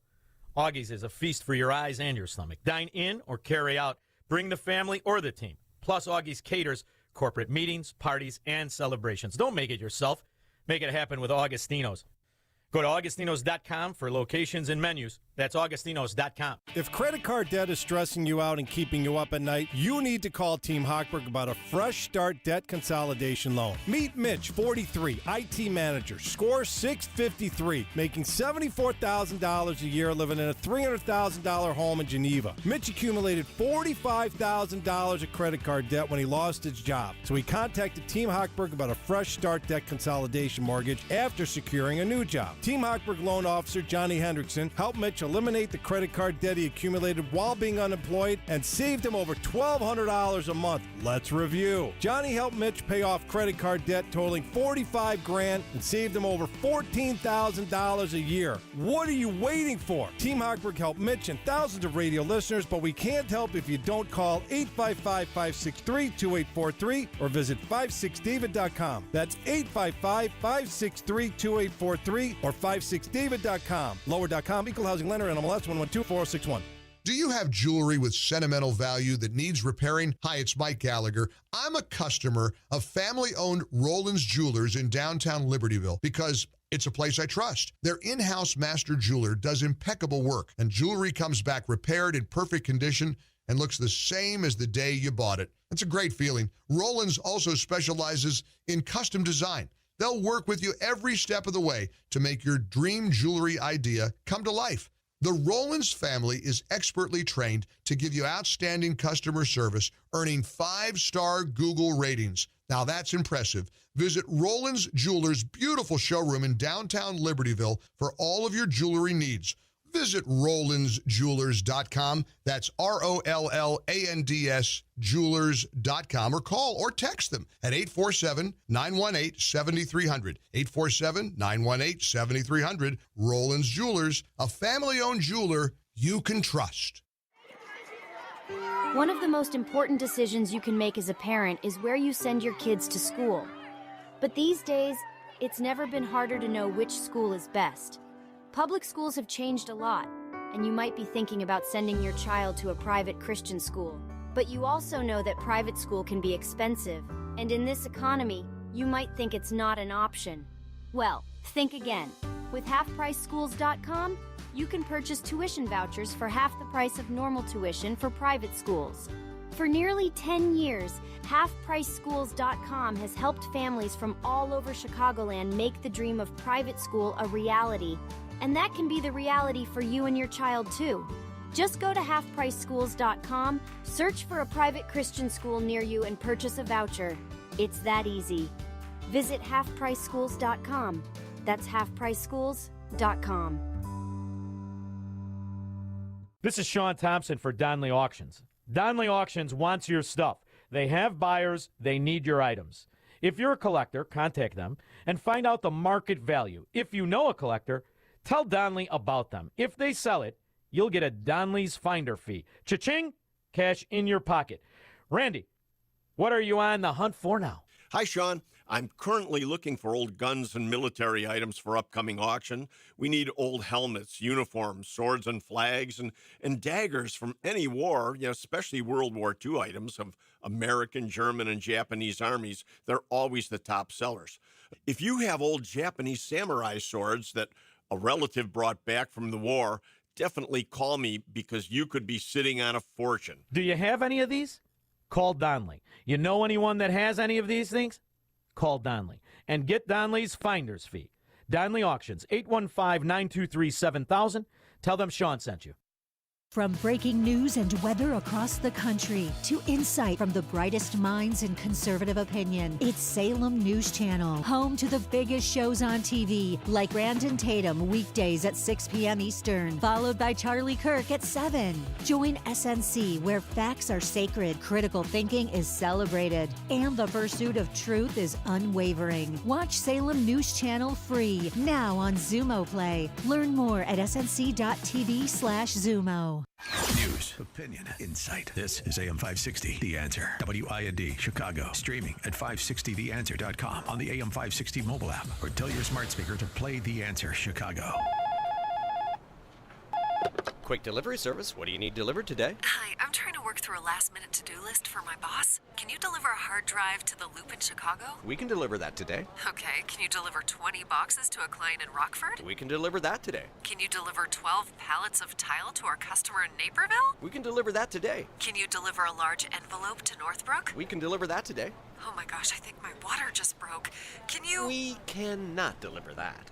Quick Delivery Service delivers your package no matter the size. More than just a messenger service, Quick Delivery Service is a messenger and trucking service that can also provide scheduled routes for your daily delivery or your air shipment. Trucks are equipped to handle the load and provide ground-level service for same-day delivery. The Quick Delivery Service team of safe, licensed professionals can provide quick door-to-door service for your special delivery. QuickDelivery.com. That's QuickDelivery.com. We deliver that.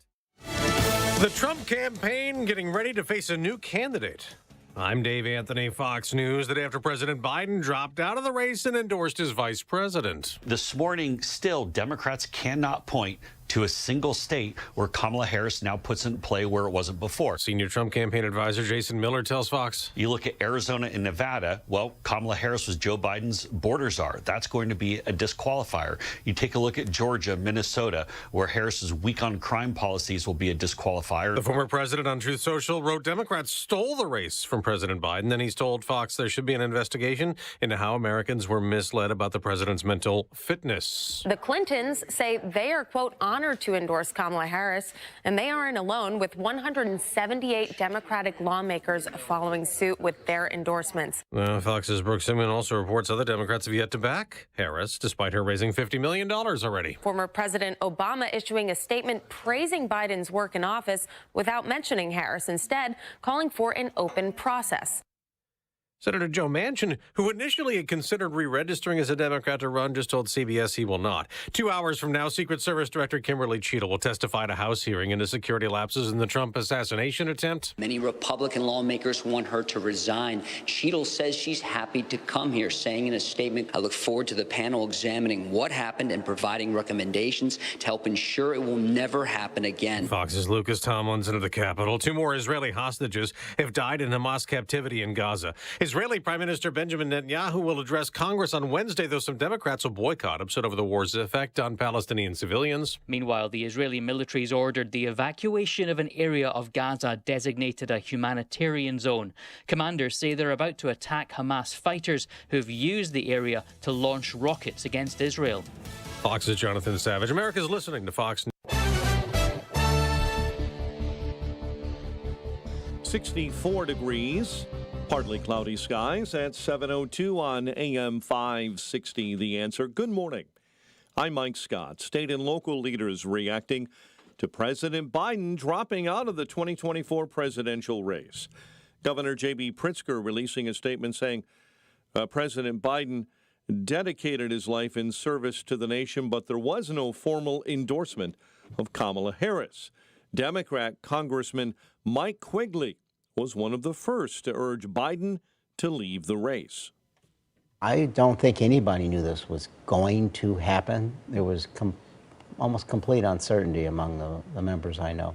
No formal endorsement of Harris either by Illinois U.S. Senators Dick Durbin or Tammy Duckworth. They did have high praise for Joe Biden.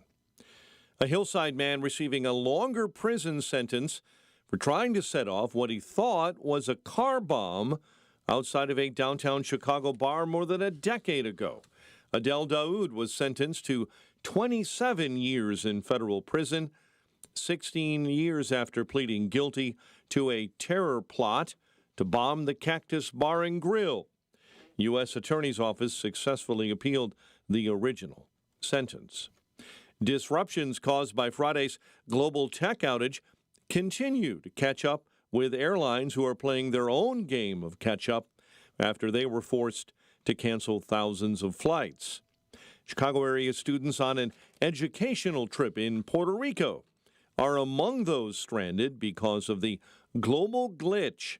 Cliff Taylor with a Chicago area group from the south suburbs in San Juan. Friday night, now Saturday, now it looks like Sunday, and from what I'm being told, possibly it may not be till Tuesday until we can get a flight out. We're all on United. They've just been canceling flights. They'll rebook us and then cancel, rebook us and cancel. On Friday, a faulty software update from cybersecurity firm CrowdStrike caused the massive IT outage. And a 26-year-old man has died after being pulled from Lake Michigan by several responding agencies off Illinois Beach State Park in Zion Saturday night.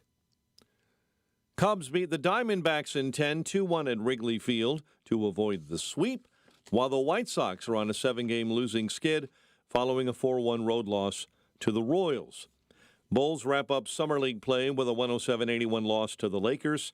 In Vegas on Saturday, Bears continue training camp at Hallis Hall. The news, a service of Turnkey.pro. For less than the price of a monthly car payment, Turnkey will fully protect your network with up-to-date cyber protection. Unlimited backup, unlimited 24/7 help desk support, and real-time threat hunting. Protect your small business today. Visit Turnkey.pro. A check of traffic and weather on the way next on AM 560. Charlie Kirk wants early numbers. The thing we have to emphasize is how many voters are we registering, how many ballots are we chasing, and are we able to dominate in voting month? Election day is the last day of voting. The Democrats have run up the score in 40 days before Election day. We are going to do our part to try to close that gap. The Charlie Kirk Show. Afternoons at 1, right before Sebastian Gorka at 3 on AM 560. The Answer. Well, summer's here and the weather is beautiful. Everyone has a favorite outdoor activity: golf, bike riding, bird watching, long walks. Ask 100 people, you'll get 100 answers. But if everyday aches and pains are keeping you on the sidelines, I have one answer: Relief Factor. Relief Factor is a 100% drug-free daily supplement that helps your body fight pain naturally. Developed by doctors, Relief Factor uses a unique formula of natural ingredients. It doesn't just mask pain, it helps reduce or even eliminate it. Wherever you're hurting, back, neck, joints, or muscles, in 3 weeks or less, you'll start to feel the difference all day, every day. So whatever you like to do, swimming, pickleball, hanging out in the garden, Relief Factor can help you feel good again and let you enjoy all your favorite outdoor activities all summer long. Go to ReliefFactor.com or call 1-800-4RELIEF and save on your first order. That's 1-800-4RELIEF. Fight pain naturally with Relief Factor. The doctor's office that mixed up your files has your Social Security number. The power company that mistakenly cut your service has your payment info and last 3 addresses. Your info is in endless places that could accidentally expose your info to identity theft. That's why LifeLock monitors millions of data points every second. If your identity's stolen, they'll fix it guaranteed or your money back. Save up to 40% your first year with promo code CLAY at LifeLock.com. Terms apply. I don't like onions. I'm doing paleo. Do they have gluten-free bagels? You can't juggle every food request for a work event, or can you?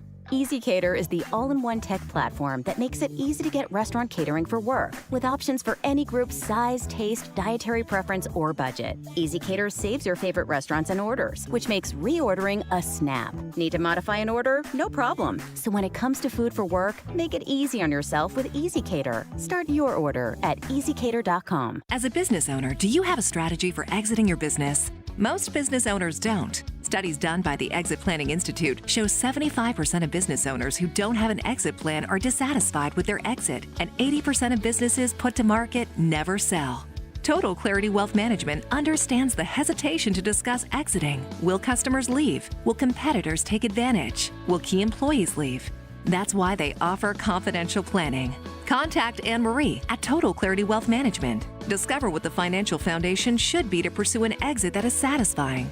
At some point, you are going to leave your business. Will it be on your terms? Total Clarity can show you the way to financial readiness and keep you on track. Anne Marie is a certified exit planning advisor. Visit TotalClarityBusiness.com. That's TotalClarityBusiness.com. Securities offered through LPL Financial, member FINRA SIPC. Investment advice offered through Total Clarity Wealth Management, Inc., a registered investment advisor and separate entity from LPL Financial. 7:08. Let's get an update on the roads.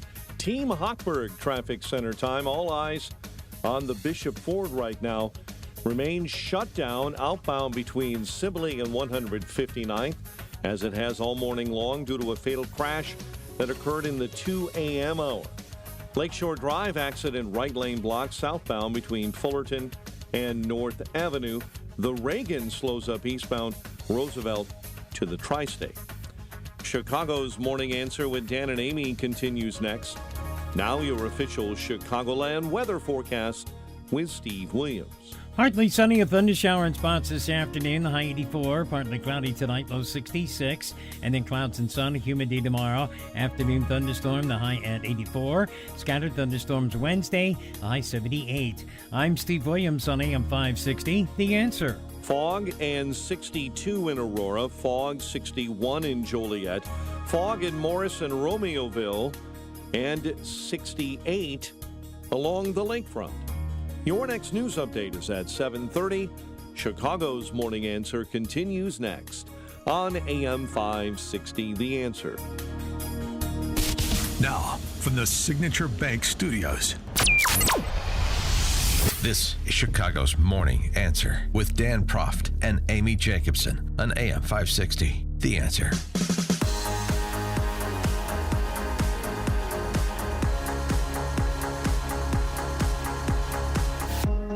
Good Monday morning. Amy Jacobson here. John Anthony in for Dan Proft. Always coming on busy days. Yes, I am. So thanks for stopping. And I actually listened to your show on Saturday. Oh. It was really good. Thank you. I appreciate it. It was a good show. It was entertaining and sometimes loud. And I had to call Valon out for calling that cop a coward. The one that delayed the Buffalo Township police officer who couldn't have his gun in his hands because both hands were on top of the roof. Yeah, So he another couldn't see it. officer lifted him up, and he Correct. appeared over the roof. Correct. And then He trained his gunman- weapon on him. Right. He turned his weapon on him, and then under pressure, that's when he fired off That's right. the 7 or 8 rounds That's right right. away. And unfortunately, one killed firefighter Corey Capitori, who they had a procession for him on Friday. Yeah. Which the mainstream media just did a little blurb. Did Trump attend? I know he was invited. No, he did not. He Yeah. said that he'd attend the funeral. Okay. So this was just a procession through the small town. Okay.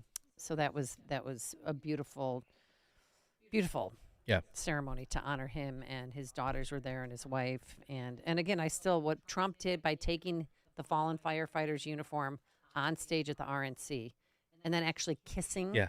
his helmet, that was beautiful. Well, you know, they tried to make a thing out of that it was misspelled, but that was actually the way he wore it. He spelled it when he wore it because I guess because of the number of letters that's in his name. They left off an A. They basically said that, how did Trump them miss this? Well, that was his actual uniform. That was his actual. He made that decision. So Correct. I'm glad you brought that Yeah.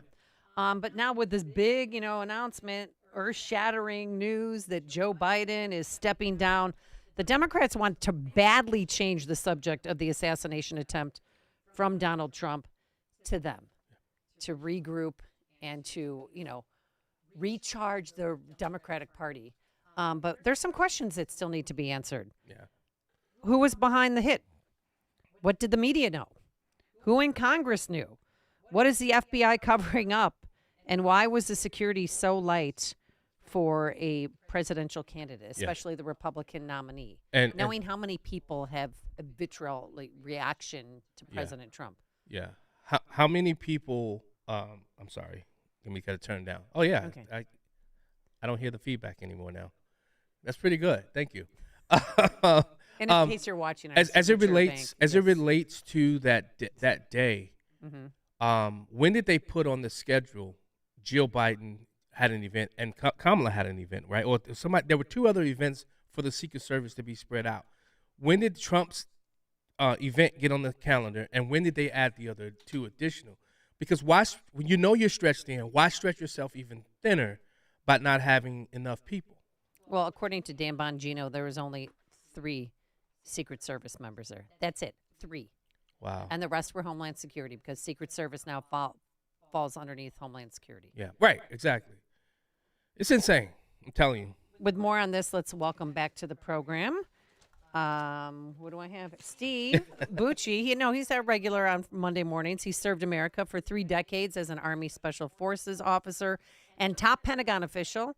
He's a visiting fellow in the Heritage Foundation's Allison Center for Foreign Policy Studies. Good morning, Steve. How are you?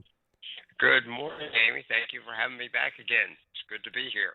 Yeah, so anything new on what you're hearing on any Secret Service agents, possibly the director losing their job over this assassination attempt? No, we haven't even heard any, words of correction in her direction. This was a massive screw up. And I have to tell you, I am not a conspiracy theory guy. I've worked in the federal government long enough to always look first to incompetence before I go to conspiracy because it's much more common attribute in these kind of complex situations. I'm not trying to give the Secret Service a pass by any means. They screwed it up. And there's clearly culpability or at least blame due at the director because apparently she made some of the personnel decisions. Why the director's doing that, I don't know. But, directors of big organizations usually don't get involved in what, in the military we think of as NCO level decisions dealing with personnel. But in this one, there's just so many screwy factors. His normal detail pulled off just before this and sent to somebody that somebody in the organization felt was more important or significant than the former president, at that point, presumptive candidate for one of the 2 major parties. Other little things. So I saw one where somebody said, this is the first Trump rally since the campaigning season started that CNN ran live the whole time. Gee, wow, that's an interesting tidbit. There's all sorts of things here at best and most charitable were really, really stupid and bad decisions. Replacing Secret Service agents on the detail of a former president with other Homeland Security personnel. Not everybody in Homeland Security, even if they're cops, knows how to do personal detail protection like that, particularly at that level. Not putting somebody on the roof, saying, "Oh, well, the locals will take care of this stuff. We don't have to worry about that." Look, I've been involved in lots of national security special events, as this one has been designated. That means the Secret Service owns it. They're responsible, and they can ask for anything from anybody else, and they get it. The military, local police, state-level police. For them to say, well, we didn't have enough people, or we didn't have the right people, all they had to do was ask, and they'd have gotten them. Dogs, whatever you wanted. And then just common sense. Who lets some kid walk around an area where there's a president there, former or not, with a ladder and a rifle and range finders, and nobody does anything? Well, they proved that he didn't have a ladder. He did purchase a ladder, but he did not bring it to the event because he didn't need it, because he just hopped on top of an air conditioning unit and then jumped onto the roof. But we learned over the weekend that this kid, well, he's 20, but he flew a drone over the area to scope it out. Yeah, it's really odd. And then to have the FBI announce almost, there's nothing on social media. We don't have anything. And then suddenly, because some other people did some research, we're finding all these other accounts, things from overseas, stuff that's kind of sketchy. Okay, if you're not done with your investigation, why would you make announcements like that? That there was nothing, or at least say, look, we haven't found anything yet. We're continuing to look, but that's not what they said.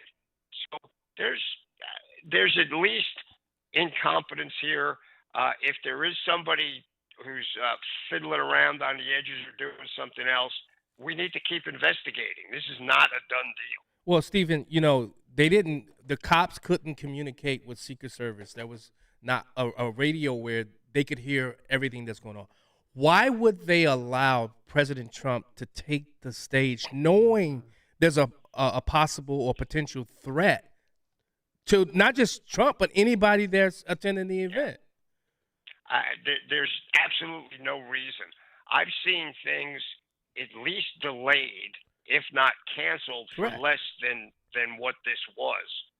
But they went on with it, and thank goodness the president turned his head at the right moment. You can attribute that to however you want, depending on your faith or your beliefs. Yeah. But I'll tell you, it was pretty darn miraculous to turn just at that moment when that round went by. Well, the odds of that are so phenomenal, and that the measurement differences of what could have happened is just amazing and terrifying, frankly. Yeah. Well, the Secret Service director should have been fired the next day. What are you looking for? She shows up at the RNC. Yeah, she was there, being chased by senators. But what should we be looking for her, and what should the people who see the problems look for her to say today? An apology? Yeah. At least. Say, look, okay, even if she does some weak, poor leadership kind of thing, like, look, I didn't make the final decision, but ultimately I'm responsible, so it's on me, folks. Then, if she doesn't even have to resign, if she said that, I would be happy. But she has not even accepted any sort of responsibility for this at all. Secretary Mayorkas, who we know has sort of odd judgments since he faced the border, has been closed for a couple of years, says, oh, she's doing wonderful. No, of course we've got to keep her. Okay, dude, you used to work for ICE. you were involved in law enforcement. How can you say that with any sort of straight face? Apparently, Alejandro doesn't mind lying, so he's hanging with his girl. It's beyond comprehension. Well, less than 2 hours from now, we'll see Kim Cheadle testifying before Congress. So I have a friend who used to work for the Secret Service, and they have confirmed with me that Trump's been trying to get additional security for 2 years. And guess what they said? Because they wanted extra security in New York, and then when he was in Mar-a-Lago, and they said, quote, "We don't protect nightclubs," because a lot of events are held at Mar-a-Lago. So that was their response. Does that surprise you? It doesn't surprise me, given these other things. It's amazing that they would be that openly sarcastic to a former president. I'm sorry, that's his home. It's not a nightclub. It's a big housing area. Correct. I've driven by it. I've never been on Mar-a-Lago, but I've been right next to it. I was doing a speaking engagement literally across the street. It looks like all the other big giant compounds in that part of Florida. Incredible piece of property. It's not a nightclub. It has a hotel on the grounds. That's different than that sort of thing. And that attitude and snark back to a former president should never be allowed. Whoever said that should have been fired for disrespect and inappropriate and unprofessional behavior. Yeah. Stephen, they talked about the snipers being on a slope roof. They didn't want them on there. Well, if you see the picture of the snipers who took them out, aren't they on a slope roof as well? They are. Apparently, some of the stuff I read said those were actually Pennsylvania State Police snipers or local guys. They were not Secret Service related. So maybe they have different rules. Maybe they got stickier shoes. I don't know. But I got to tell you, that other roof doesn't have much of a slope to it. It's way less than a normal house roof slope that roofers go on all the time. Or homeowners go up to clear branches off. Look, the Secret Service's snipers don't need a bed to lie on to do their job.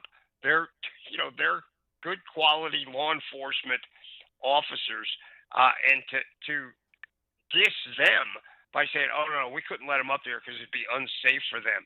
So what are they, 6?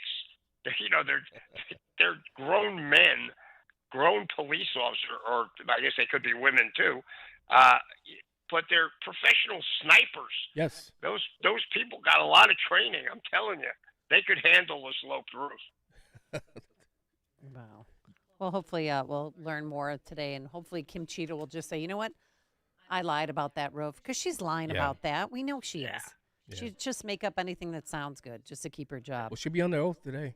Oh, yeah. Well, that doesn't mean anything. Well, that's true. Mayorkas said the border was secure when he was under oath. That's true. Yeah. So, all right, Stephen Bucci, thank you so much for joining us. And you can follow him on Twitter at sbucci, Bucci. As always, it's a pleasure. Thank you so much for making us part of your morning. Thanks for having me. It's Thank always you. great to be on the show. And he joined us on our turnkey.pro answer line. The more you listen, the more you'll know. This is Chicago's Morning Answer. Morning Answer on AM 560.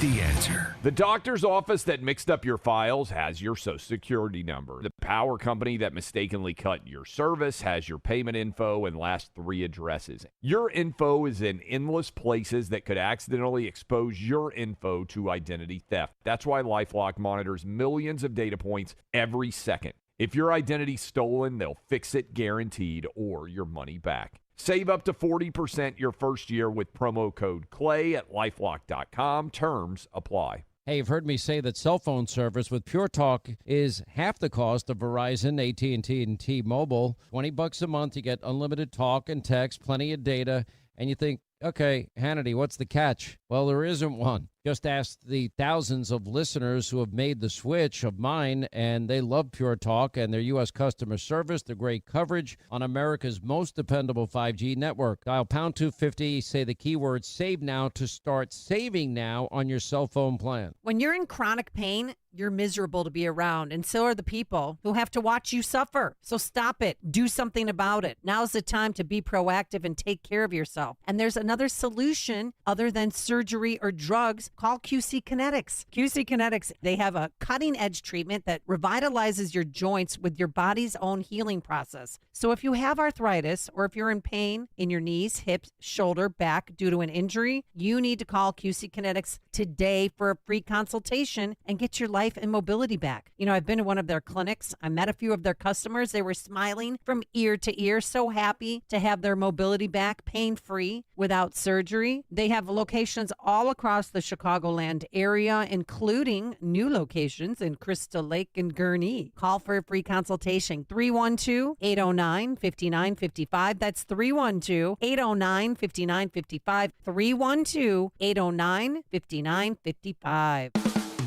Hi, I'm Ken Mariotti, owner of Woodland Windows and Doors in Roselle. We know you're bombarded by choices when shopping for new windows or doors, so we're inviting you to experience the Woodland difference. Since 1969, we've been transforming living spaces with Marvin Windows.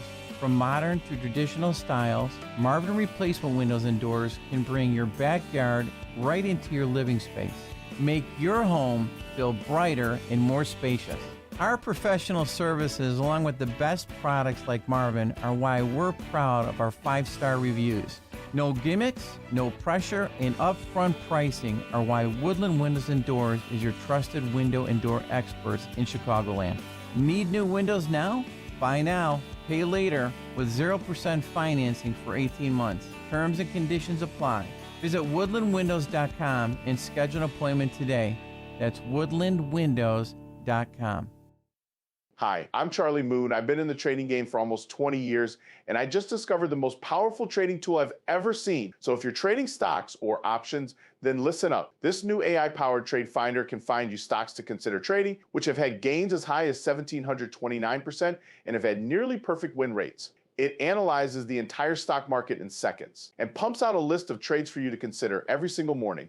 And the trades it finds can be potentially profitable regardless of which direction the market is moving. So if you want in on this action, listen closely. For a short amount of time, I'm opening up free access to some of these picks and giving you the chance to get top trade ideas from the AI Trade Finder every day for 100% free. Just text TRADE to 76626. Stop trying to find the right stocks to trade on your own. Just text TRADE to 76626 now and get access to the top trades our AI finds every single day. Text TRADE to 76626. Standard text and data rates may apply. Past performance is not indicative of future results. Text TRADE to 76626. If credit card debt is stressing you out and keeping you up at night, you need to call Team Hochberg about a fresh start debt consolidation loan. Meet Mitch, 43, IT manager, score 653, making $74,000 a year living in a $300,000 home in Geneva. Mitch accumulated $45,000 of credit card debt when he lost his job. So he contacted Team Hochberg about a fresh start debt consolidation mortgage after securing a new job. Team Hochberg loan officer Johnny Hendrickson helped Mitch eliminate the credit card debt he accumulated while being unemployed and saved him over $1,200 a month. Let's review. Johnny helped Mitch pay off credit card debt totaling $45,000 and saved him over $14,000 a year. What are you waiting for?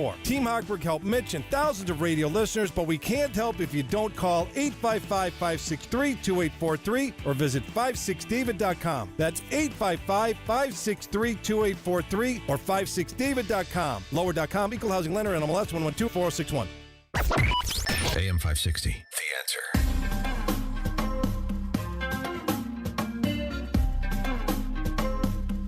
All right, coming up on Chicago's Morning Answer, a message of unity at the RNC, except for one moment you may have missed. We'll bring you that.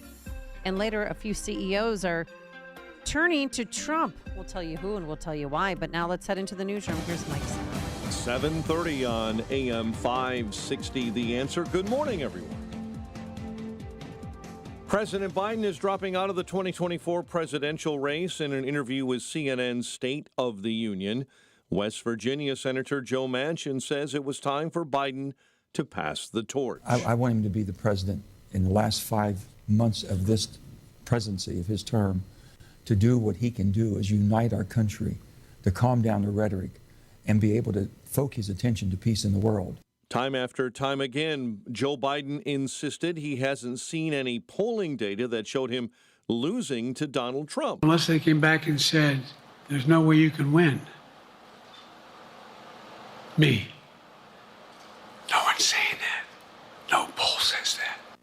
With his exit from the race, Biden gave his endorsement to his VP, Kamala Harris.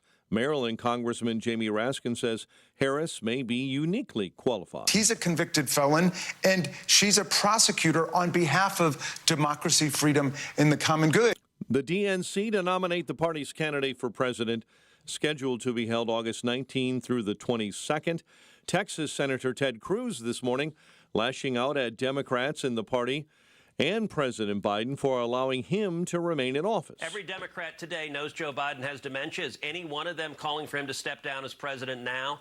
No. If we're suddenly involved in a war, if a nuclear missile is fired at us, Joe Biden is probably at home in bed right now. Someone will bring him warm milk. The Democrat delegation from at least 5 states have endorsed Vice President Harris for president, including Tennessee and Louisiana. Secret Service Director Kimberly Cheadle will be on Capitol Hill today as lawmakers demand answers over the attempt on former President Donald Trump's life.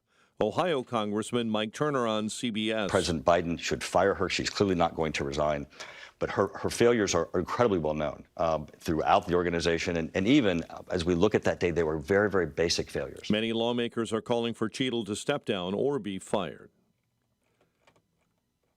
A Hillside man is receiving a longer prison sentence for trying to set off what he thought was a car bomb outside of a downtown Chicago bar more than a decade ago. Adel Daoud has now been sentenced to 27 years in federal prison. He was originally sentenced in 2019 to 16 years. The Lake County Sheriff's Office says a 26-year-old man has died after being pulled from Lake Michigan by several responding agencies off Illinois State Beach Park in Zion on Saturday night. And a 7-year-old boy is seriously wounded after being shot on the Dan Ryan. The shooting happened early yesterday in the northbound lanes near 73rd. Police have not given yet an update on the condition of the 7-year-old. At least 18 were shot over the weekend, 1 killed in violence in Chicago. Cubs beat the Diamondbacks 2-1 at Wrigley in 10. White Sox a 4-1 road loss to the Royals. Bulls wrap up Summer League play with a 107-81 loss to the Lakers in Vegas. Xander Schauffele, your winner of the British Open. By the way, he's the reigning Olympic gold medalist heading into the Paris Games. The news service of Turnkey.pro. For less than the price of a monthly car payment, Turnkey will fully protect your network with up-to-date cyber protection, unlimited backup, 24/7 help desk support, and real-time threat hunting. Protect your small business today. Visit Turnkey.pro today. A check of traffic and weather on the way next on AM 560. Dennis Prager believes America saw the truth. Prior to the debate, anyone who pointed out his disintegrating mental capacities was condemned as making up partisan lies. And now, all of a sudden, oh, he shouldn't run. The Dennis Prager Show. Weekdays at 11, right before Charlie Kirk at 1 on AM 560. The Answer. This is Sean Thompson for Donley Auctions. Donley Auctions wants your stuff. They have buyers. They need your items. If you're a collector, contact them and find out the market value. If you know a collector, tell Donley about them. If they sell it, you'll get a Donley's Finder fee. Cha-ching, cash in your pocket. Randy, what are you on the hunt for now? Hi, Sean. I'm currently looking for old cars and motorcycles for my August auction. Any pre-1970 vehicle, running or not, in any condition, I can sell for you. It doesn't have to be a show car to sell for big money. I have clients from around the globe that buy from me on a regular basis, and they're eager to buy more. I also offer pickup service to make it easy for you to consign at my auction. Do you have any of these? Call Donley. You know anyone that has any of these things? Call Donley and get Donley's finder's fee. Donley Auctions, 815-923-7000. Tell them Sean sent you. Donald Trump Jr. here. Since January of 2021, the cost of living has increased by 17.9%.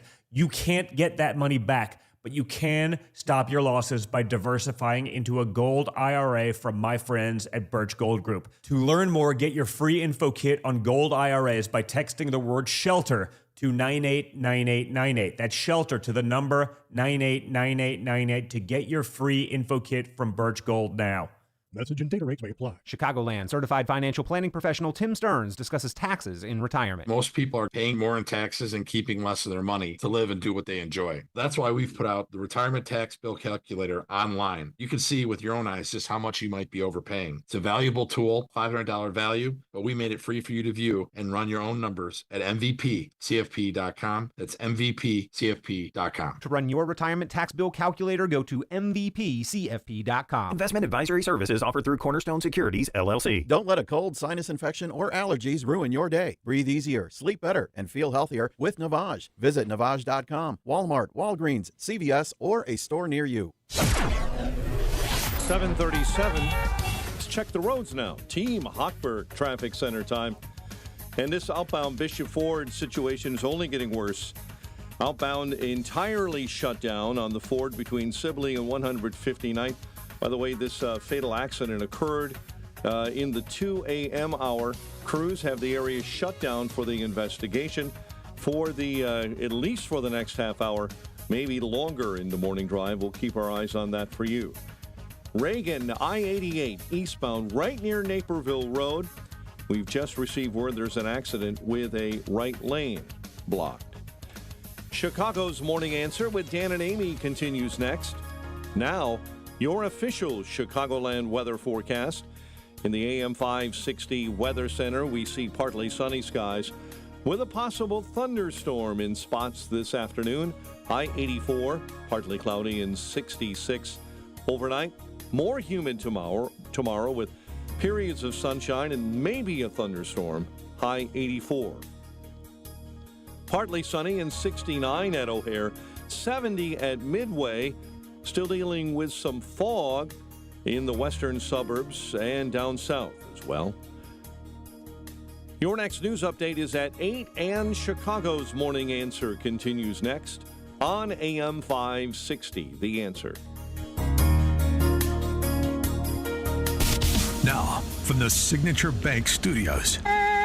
If you're looking for the latest news, insight into what it means, and the sharpest opinion, there's only one station in Chicago where you can turn, and it's this one. We're AM 560, The Answer. We had such a great week at the RNC. President Trump, and then announcing his VP pick, J.D. Vance. No, don't put him on. I'm just going to put him right there. And it was all unit. Everybody was on the same page. Things were great. And then something strange happened. Matt Gaetz, who, by the way, has clearly over Botoxed. Leave Botox for women. Botox. Men, please. Don't touch our stuff. Okay. He got in the face. Clearly, there's still bad blood between him and ex-House Speaker Kevin McCarthy. And this is what happened. What night are you speaking? Are you speaking tonight? Or one person? No. Hey, you're not. If you took that stage, you would get booed off. You would get booed off the stage.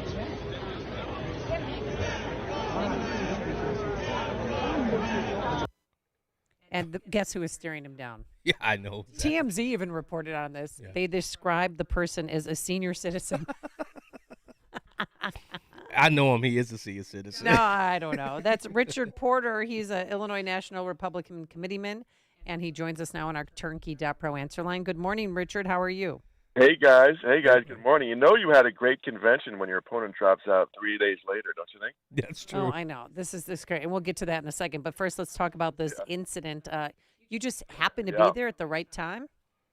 Yeah, no, just one of those happenstance things. I just was staying there watching the gaggle around Kevin, and Gates kind of swam his way through the crowd to butt his head into the picture. It was really kind of startling. He pushed people aside and thrust himself into the picture to mock Kevin and taunt him. It was really a bully move, both of the people standing by and to Kevin, of course. The people then sort of pushed him back a little bit, and when he got within kind of a quiet voice range, I told him what I thought. And you called him a blank hole. And what else did you say to him, Richard? Well, I just said, shut up. And you don't have to be a blank hole. And I repeated that twice. And look, I think it's a good rule to live by, right? You really don't have to be. You could just compete without going that far all the time. But it worked because Matt allegedly or ultimately shimmies away from the situation and left. Right. Well, it was funny because he looked at me and he didn't know who I was, and he says, I don't even know who you are. And I said, it doesn't blank matter who I am. Don't be a blank. That's the audio I sent you. Yeah. So what did you think when they called you a senior citizen at TMZ? Well, of course, that's what the funny thing is. I mean, a series of put-downs, right? The biggest put-down was the last one. TMZ reserved for me, the senior citizen. Although they also said nice things, too. It was like a do-gooder, an older do-gooder who stood his ground. Like a movie. It's out of a movie. I thought that was good. But I don't know, senior citizen? That stung. But, I had just written a piece about how elites are out of touch with reality, and that's part of what's driving politics in America today, is they're just not responding to things that people actually care about. And but having just encouraged people to face reality, I had to look in the mirror and say, yeah, I guess I am a senior citizen. I just never really thought of it that way. I don't know. We'll never call you that here. Yeah, Richard, you've been to your share of RNC conventions. How would you rate this one up there as it relates to showmanship, pageantry, and just unification of the party? Well, I would say 10 on all counts, honestly. It was a crisply run, very disciplined convention. We got all the business done of the convention, which is ordinarily, in conventions past, been done in prime time. We got all done in the morning on Monday and into the afternoon. And that then left the evening time slots for speeches that would present our view of where America needs to go, the challenges that we face today and how we're going to address them. So it really turned the convention into a full-throated, 4-day primetime advertisement for our beliefs and our candidate. And I think in that regard, it was really a success. All right. So Kamala Harris, obviously, you know what's been happening. Biden announced yesterday, not on official presidential letterhead, but on his own, that he's not going to be seeking re-election. He's going to stay in office. Kamala Harris, how does she secure those delegates, and what's next? Well, they're not bound to anybody at this point. Once Joe Biden releases those delegates, they are free to vote wherever they want to. Each party can define its own rules, and as a general matter, the parties try to bind the delegates to whoever they were supporting in the primaries that they won. So, of course, Kamala didn't run in any primary, so all the delegates at the convention were bound to Joe Biden. He has just released them, which means they're free agents. Now, these are all party regulars. You typically get party regulars to be delegates. So they will look to the best interests of the party in their actions, but they'll have disagreements about what their best interests are. I just think it's inevitable. Democrats tend to have a lot of party discipline.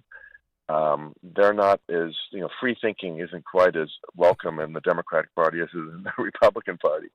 And so I think, you're already seeing 50 state chairmen line up behind Kamala, and even Gavin Newsom, who was seen as one of her potential competitors, has endorsed her. I step back and I say to myself, gee, I actually think that what this means is that the senior Democrats all look at this as a lost opportunity. I don't think any of them really believe, if they really believe they had a shot to win the presidency, they'd be scrambling like heck to get themselves out there and to try to get that nomination. That they're stepping aside and letting Kamala take it, I think they think she's going to take a hit to the head, and it's going to, they're going to lose. Donald Trump has managed to seize the middle with this tremendous convention, and in the wake of the almost horrific moment when the failed assassination attempt, and his rhetoric has been kind of right at the high ground. So I think at this moment, Donald Trump's on the top of the hill. Kamala Harris is at the bottom of the hill, and it's raining, and it's a muddy ground. She's gonna have a hard time getting to the top. I wish I felt that way, but she raised $50 million and counting in less than 24 hours once that Biden announced that he was dropping out. Right, but there's been pent-up giving demand because they haven't been giving for a month. So point one, people have been withholding their contributions for a month. And the second thing is, remember, these are a lot of these are smaller donors. Some of them are very large donors too, that are desperate to have someone other than Joe Biden at the top of the ticket. Mm-hmm. I think they're in loss and minimization mode now. They were really worried that with Joe Biden at top, not only would we win the House and the Senate, but we would win with margins that would drive really significant majorities in both houses. So I think where the Democrat establishment is today is, look, we can't lose that big. We got to do everything we can to make this thing close. But if they actually thought they could win, then why wouldn't Gavin Newsom jump in? Where's J.B. Pritzker? All these ambitious, Gretchen and Whitmer. They don't see the opportunity. If they did, none of these folks are shy, right? Well, are they just scared, though, to step on the toes of Kamala Harris? Why be scared? I mean, what clout does she have? The delegates aren't pledged to her, right? Maybe the media establishment would kind of rail at anyone who dared, step up in front of whoever the Democratic bosses have chosen next. But since when have Democrats been shy about pursuing opportunities like this? I mean, they had 15 candidates in 20, even though Biden was seen as the establishment candidate. It wasn't until they went a few laps that they stepped back and let Joe Biden have it. Richard, you're in the Trump's campaign room. You're in the war room with Donald Trump, and the candidate is Kamala Harris and Kelly out of the SVP, Mark Kelly. What's your advice to the Trump campaign on how you run a campaign against those two? Well, one, they're not going to run away from the unpopular policies of the Biden-Harris administration. So you just continue to hang the idiotic policies that they pursued, like electric car mandates and all that sort of jazz, on them. So from a policy point of view, you make clear to America that a Harris administration is 4 more years of bad stuff. So that's point one. And point two, I don't think people really believe Kamala Harris has what it takes. At the end of the day, the person that's in the second spot can hurt you and maybe help you a little bit, but they won't carry you across the finish line. The American people have to believe that the president has the stamina and the willpower and the grit to stand in front of Putin, Xi, and these other foreign leaders that threaten our interests around the world. I don't know that anyone really looks at Kamala Harris or listens to her and says, yeah, that's a solid citizen who's going to be able to look them in the eye and convince them not to take advantage of our weakness. And I think she projects weakness. This is the problem with the Democratic Party at this point.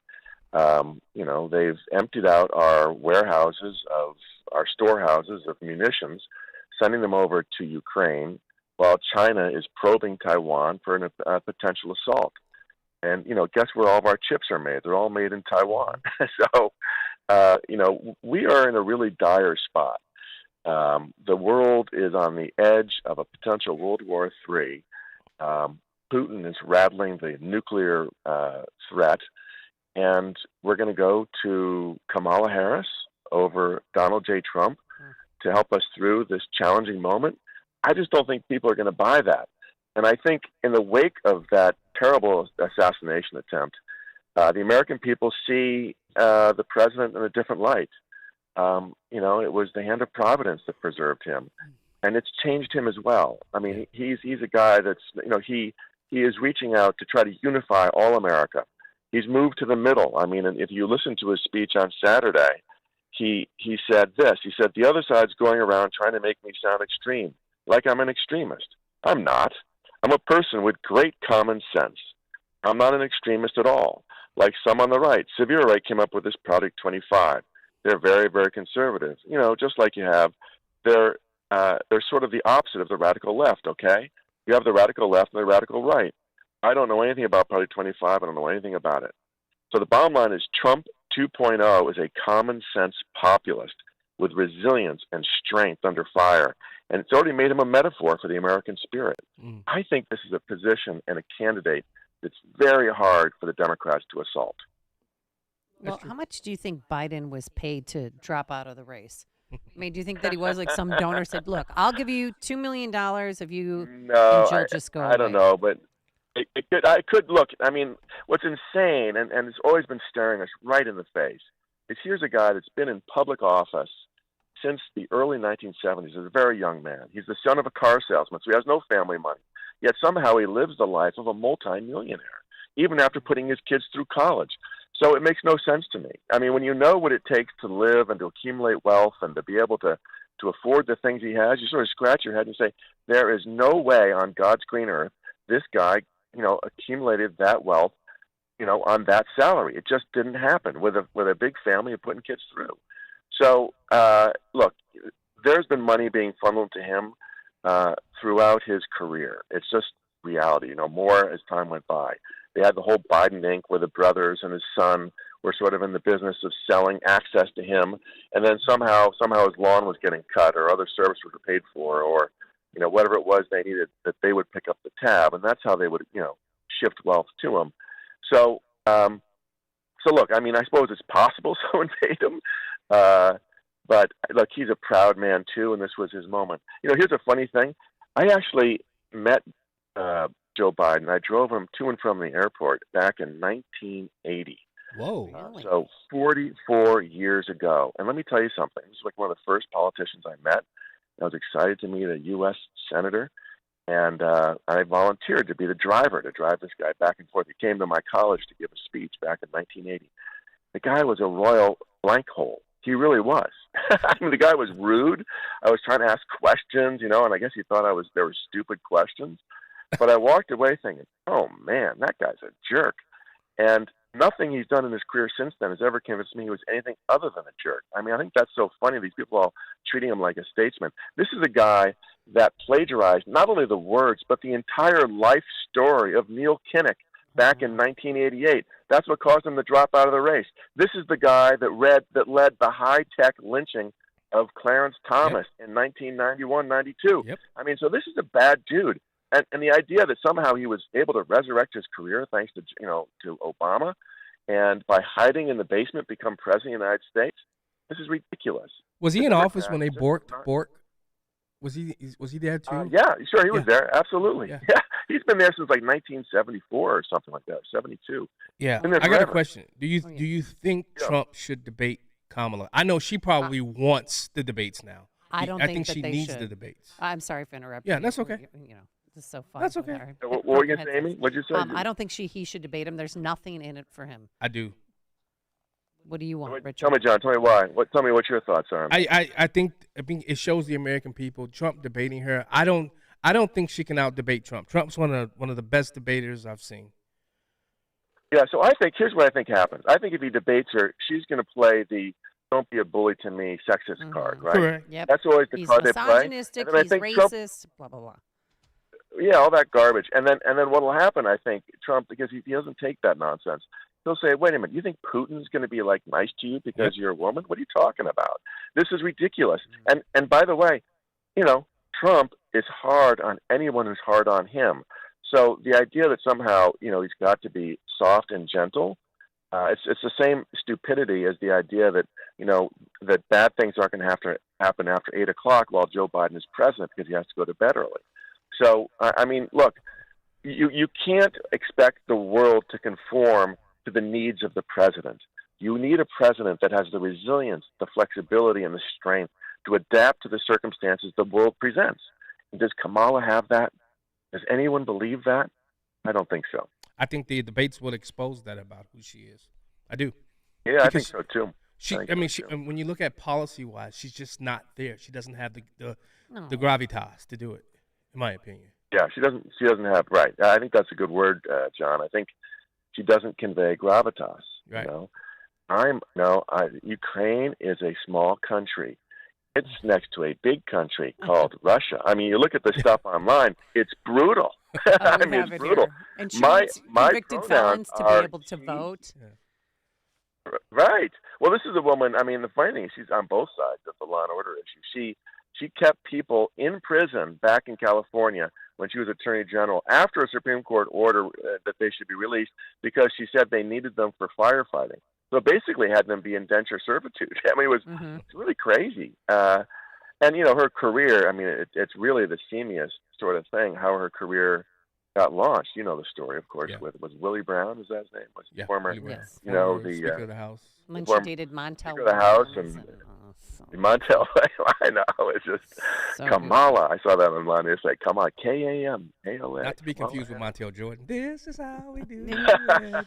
Okay, so how does this party of democracy think that they can overrule the votes of over 14 million Americans, and they meaning probably Pelosi and Obama, decide who the next presidential nominee is going to be? Well, you know, look, you put your finger on it. I don't know how they attack Donald Trump as being a threat to democracy when they pull this kind of escapade out. It's like the classic back room, except there's no more smoke. It's just vaping, I guess, in the back room. But the idea that they can switch presidential candidates really literally on the eve of the convention and ram it through is kind of amazing that they think they can do that without everybody kind of blinking about that. So I think that line of attack goes away. I think it already went away, frankly, last Saturday in that horrible moment in Pennsylvania. So, hey, Rich, look, do you think Biden now pardons Hunter? Well, not until November. I mean, whatever towards his last day is. I mean, there's no reason to do it now. I agree. I think he's going to do it. On the way to prison. Oh yeah, of And course. they said that he's going to speak at the convention. Yeah. I don't want to see that, and I don't want to see Jill up there. I mean, that's the past. Wait, He'd Hunter's still gonna be the speak? president. Yeah, I wouldn't speak if I were him. I would not speak. But Jill's on her way to the Olympics, so all's good in the world. All right, Richard Porter, we're going to have to leave it there for today. Illinois National Republican Committee man and an all-around good guy. No Thanks, more, actually. Richard. Thanks. Cubs game soon. As of Friday, my term is over, guys, so I'm now a private citizen. There you go. Cubs game soon. Cubs game soon. Take care, guys. Thanks. Thanks All so right, much. and thanks for your service. And he joined us on our turnkey.pro answer line. It's like a hot, steaming cup of information to start your day. It's Chicago's Morning Answer on AM 560. The Answer. When you're in chronic pain, you're miserable to be around, and so are the people who have to watch you suffer. So stop it. Do something about it. Now's the time to be proactive and take care of yourself. And there's another solution other than surgery or drugs. Call QC Kinetics. QC Kinetics, they have a cutting-edge treatment that revitalizes your joints with your body's own healing process. So if you have arthritis or if you're in pain in your knees, hips, shoulder, back due to an injury, you need to call QC Kinetics today for a free consultation and get your life and mobility back. You know, I've been to one of their clinics. I met a few of their customers. They were smiling from ear to ear, so happy to have their mobility back, pain-free, without surgery. They have locations all across the Chicagoland area, including new locations in Crystal Lake and Gurnee. Call for a free consultation, 312-809-5955. That's 312-809-5955, 312-809-5955. AM 560. The Answer. All right, coming up on Chicago's Morning Answer, who would be the strongest running mate for Kamala Harris? We'll get into that with Scott McKay, publisher for The Hayride and senior editor at the American Spectator. But now let's head into the newsroom. Here's Mike Scott. Another drowning on Lake Michigan. State and local leaders react to Biden dropping out. A 7-year-old boy shot on the Dan Ryan, and Bears training camp is underway as the Cubs rally past the D-backs. WIND Chicago News Time is 8 o'clock. It's not just former President Trump who has to run against somebody else. I'm Dave Anthony, Fox News. So does independent Robert F. Kennedy Jr. The day after President Biden dropped out of the 2024 race. Kennedy tells Fox. I think the Democrats really need to do what President Obama said, which is to have an open process. Obama has spoken to Harris, but has yet to endorse the vice president. Kennedy joins former President Trump, also saying Americans were misled, and Harris has some explaining to do. Because she was seeing the president every day. Yeah. And she was telling the American public again and again and again, he's completely he's completely capable of running the country. There's no signs of deterioration. Well, after President Biden endorsed Harris, hundreds of Biden delegates have already pledged support for her, and several governors, including Andy Beshear from Kentucky a short time ago, backed her. Nearly $50 million were raised in grassroots donations to Vice President Kamala Harris's presidential campaign, according to a spokesperson. The Democratic fundraising platform Act Blue says it is the largest single fundraising day it has had in the 2024 cycle. So far, no other major Democrat has announced a challenge to the vice president. Fox's Jared Halpern. Senator Joe Manchin, an independent who yesterday flirted with re-registering as a Democrat to run, says this morning he won't do that, but he's calling for a mini primary to pick the nominee. There's more grieving in Israel. 2 more hostages dead in Gaza. The Israeli military says 35-year-old Yagev Buchstab is dead, along with Alex Danzig, whose 76th birthday would have been yesterday. Both were taken hostage by Hamas during the massacre of October 7th last year. Fox's Jonathan Savage. Of the 120 hostages Hamas still has, 46 are dead.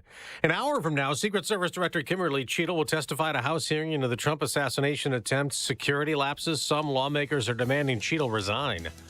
America's listening to Fox News.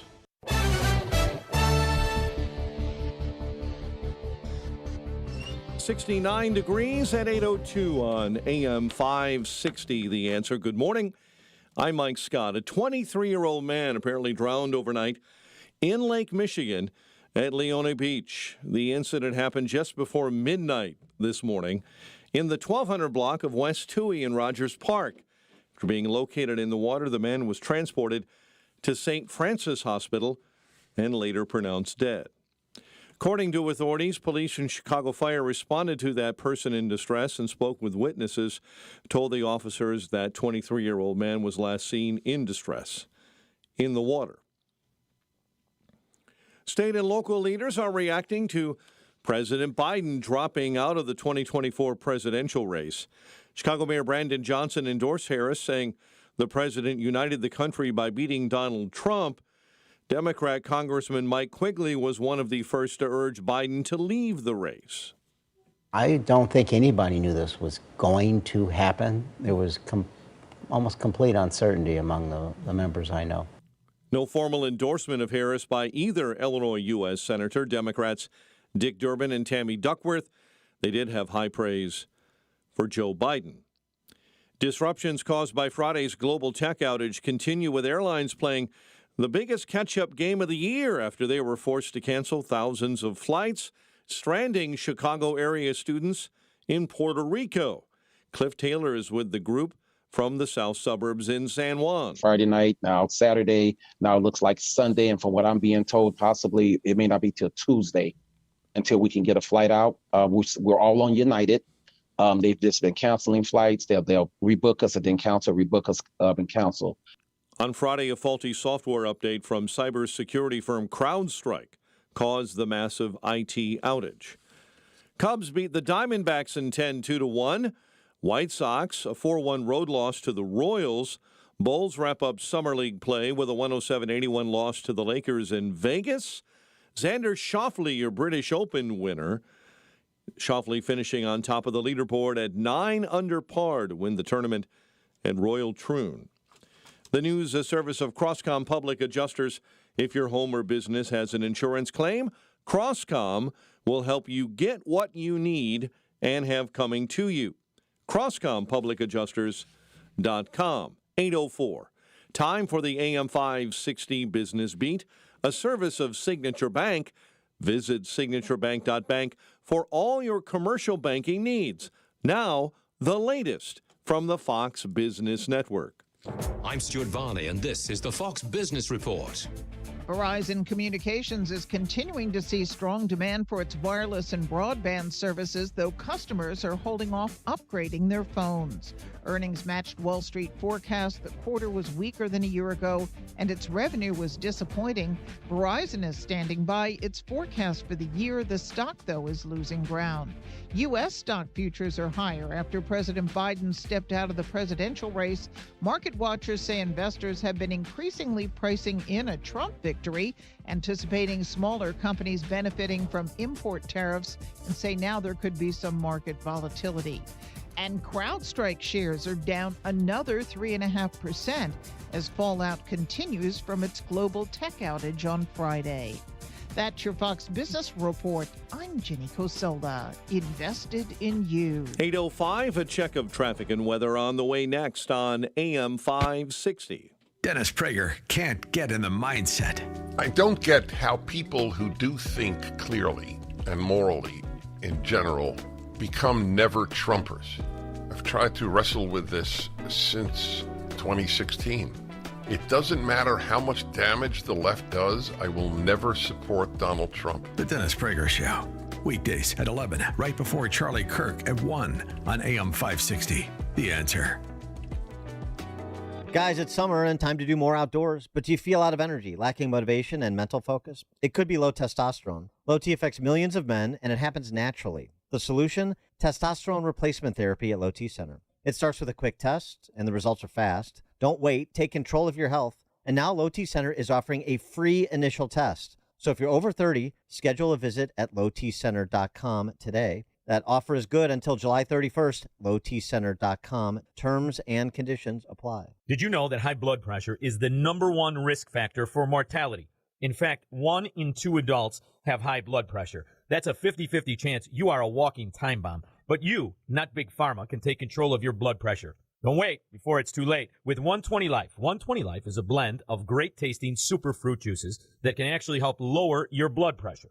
120 Life is formulated with ingredients that have been shown to naturally help control high blood pressure and are endorsed by thousands of health professionals. You can try it yourself risk-free with their 2-week trial pack. Just go to 120life.com and use the code LIBERTY to save 15% and receive free shipping. They're so sure that 120 Life can noticeably lower your blood pressure in 2 weeks that they'll give you your money back if you're not completely satisfied. So you have nothing to lose but those high blood pressure numbers. Go to 120life.com. That's 120life.com. And remember to use code LIBERTY to save 15%. This is serious. This is your life we're talking about. 120 Life can help. Well, summer's here and the weather is beautiful. Everyone has a favorite outdoor activity: golf, bike riding, bird watching, long walks. Ask 100 people, you'll get 100 answers. But if everyday aches and pains are keeping you on the sidelines, I have one answer: Relief Factor. Relief Factor is a 100% drug-free daily supplement that helps your body fight pain naturally. Developed by doctors, Relief Factor uses a unique formula of natural ingredients. It doesn't just mask pain, it helps reduce or even eliminate it. Wherever you're hurting, back, neck, joints, or muscles, in 3 weeks or less, you'll start to feel the difference all day, every day. So whatever you like to do, swimming, pickleball, hanging out in the garden, Relief Factor can help you feel good again and let you enjoy all your favorite outdoor activities all summer long. Go to ReliefFactor.com or call 1-800-4RELIEF and save on your first order. That's 1-800-4RELIEF. Fight pain naturally with Relief Factor.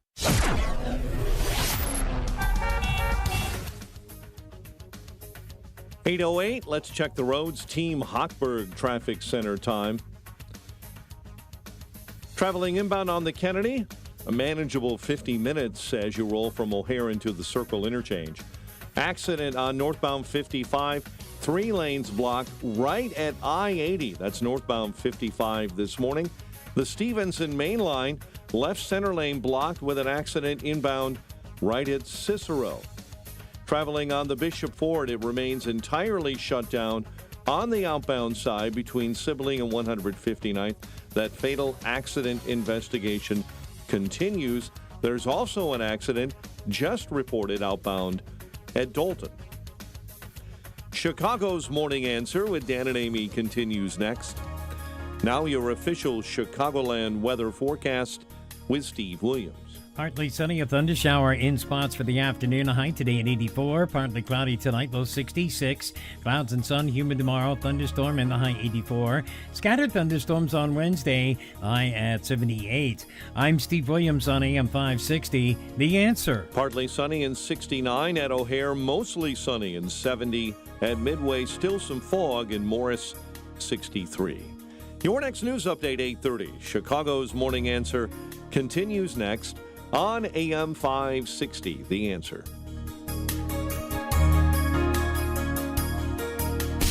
Now, from the Signature Bank Studios,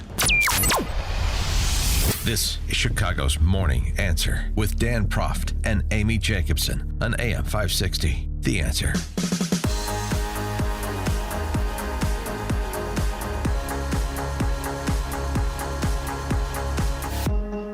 So many reactions to President Biden not running for re-election that we can't get to all of them. No. But the important ones are Barack Obama, Governor J.B. Pritzker.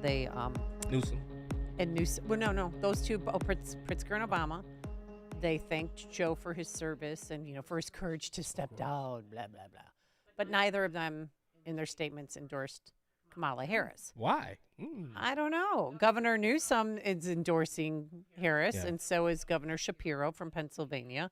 And certain Democratic lawmakers in certain states are supporting her as well. Yeah, an endorsement doesn't mean anything. These same people stood up and said Joe Biden's fit to run. So, I mean. Oh, they'll stab you in the back. We talk about a party in Quick. disarray. Yeah. And how do you take 14 million votes away from people? I mean, if this is you talk about a threat to democracy, it is them. Yeah. Being probably Obama and Pelosi that are in charge, and all those 14 million people who voted for him, they're taking them for granted and saying, no, you don't have a say in this election. We are your overlords, and we are going to decide who your next Democratic nominee is. Tom DeVore called it beautifully. He sent me a message. He said, this is a coup by the Democrat Party. That's exactly what you're seeing right now. This is a coup against Joe Biden, and they've taken over. These are the insurrectionists, these Democrats. Now, you mentioned that somebody... Oh, yeah.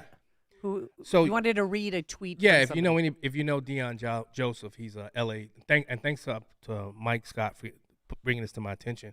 But he's an L.A. cop. He works in the Garment District, where all the crime is. Do I have time to read it now? Oh yeah, Okay. please. He says, "I'm going to make my stance abundantly clear. I don't care who she slept with. I don't care about her laugh. I am not going to dehumanize her or disrespect her based on her personal life.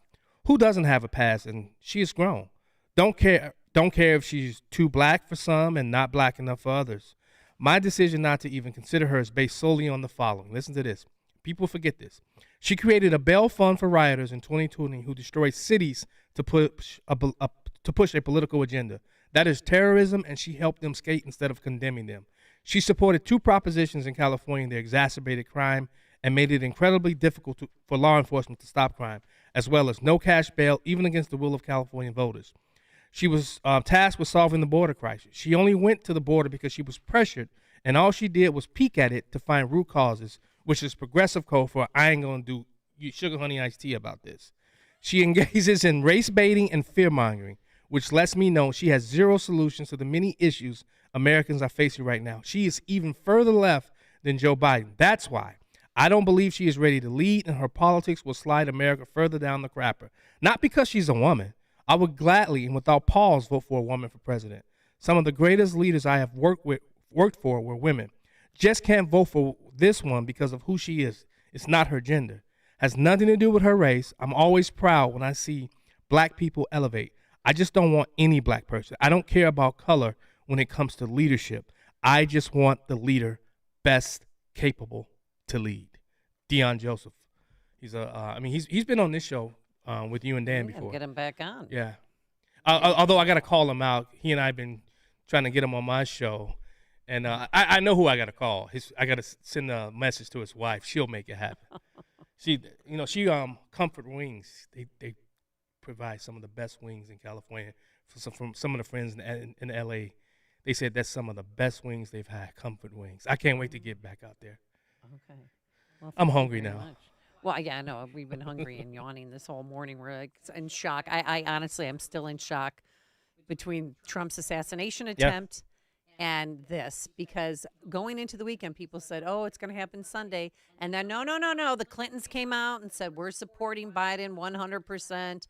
The Biden campaign came out and said, we're looking forward to campaigning again, which will begin on Monday. And then a statement that was released that is now not on presidential letterhead. Anybody could have done that. And who signed this? It says, I mean, honestly, we don't even know if this is his signature. Why didn't anybody take a picture of him doing this? Right. So there's so many questions that have to be answered. And with that, let's welcome back to the program Scott McKay, publisher of The Hayride, senior editor at the American Spectator, and author of Racism, Revenge, and the Ruin and King of the Jungle. Good morning, Scott. How are you? Amy, John, what's up, brother? Pleasure as always. All right. So where were you when you heard the news? I was. What was I doing? I was watching Nope on one of the movie channels. Oh my.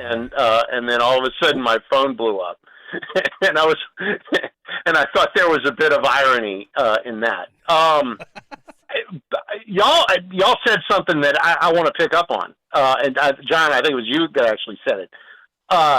This was not done by a statement on video. It wasn't done on a phone call that was recorded. There was no still photo attached to a press release. It was a letter that could have been written by anybody, okay? And we have neither proof of intent nor of life at this point from Joe Biden. Ooh. And I'm not making an accusation here. I'm just offering up the facts. Because for something as momentous as this, you would expect a video statement, and you didn't get it. And it's a profound 180-degree reversal of Joe Biden's position from 24 hours previous to this statement going out. Who got to him? Pelosi, Obama, both? I've said all along that Barack Obama was the power behind the throne here. I think it's patently obvious I was right. Yep. Obama fired Biden. It didn't matter that they had cleared the field for him. He had 14 million people that had voted for him. None of that mattered. What mattered was that the, Soros Alliance and the donor money and the muckety-mucks within the Democrat Party got scared and thought there's no way Biden can win and fired him. And they did it without even, it clearly was not Joe Biden's idea. Now, what ideas Joe Biden is capable of at this point is a very fruitful subject for conversation, or maybe not at all fruitful.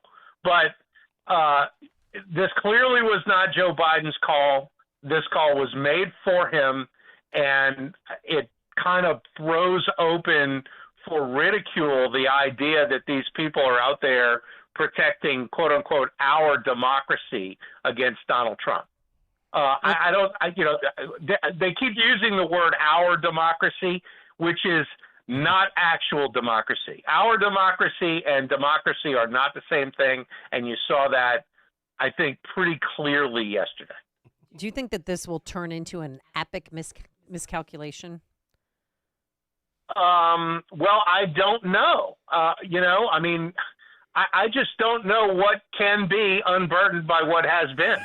And I think that we're going to get a taste of that, like a real big taste of it in the next, coming days when Kamala Harris has to go reintroduce herself to the American public. On Twitter and elsewhere yesterday, there was such an outpouring of delusional propaganda such as I've never seen. They went from, oh my God, we can't run Kamala Harris, to she's the greatest thing we've ever seen.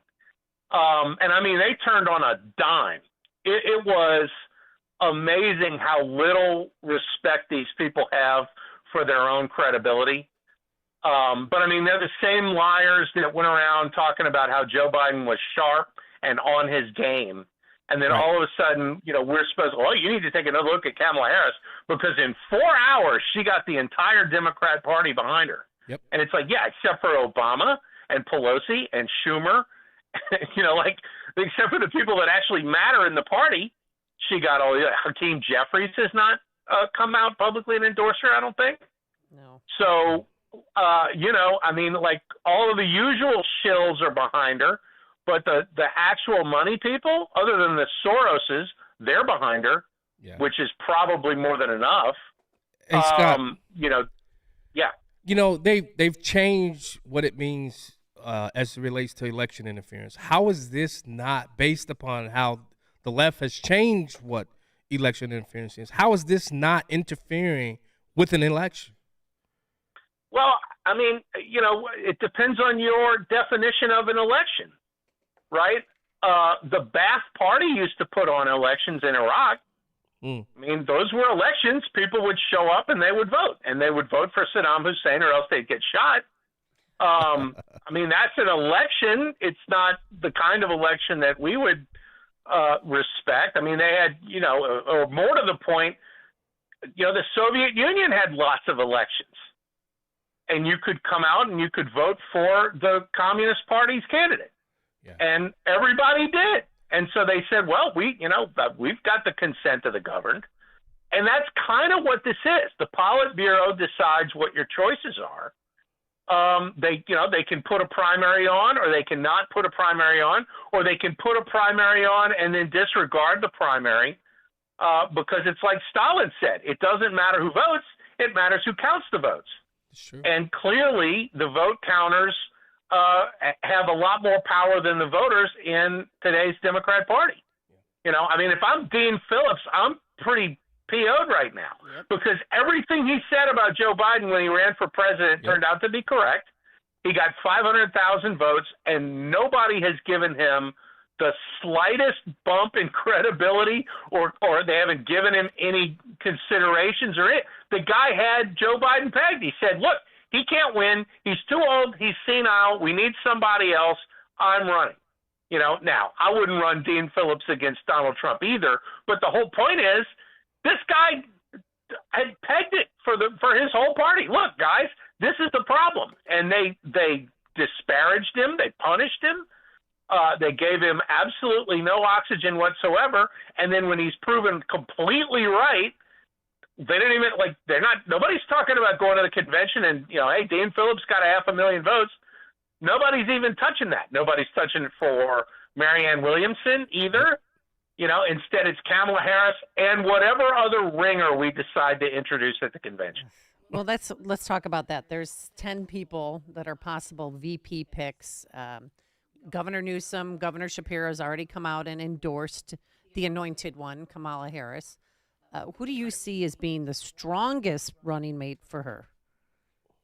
Well, it sounds like they like Shapiro. I don't know anything about him other than he's the one Democrat governor out there who's not 100% opposed to school choice.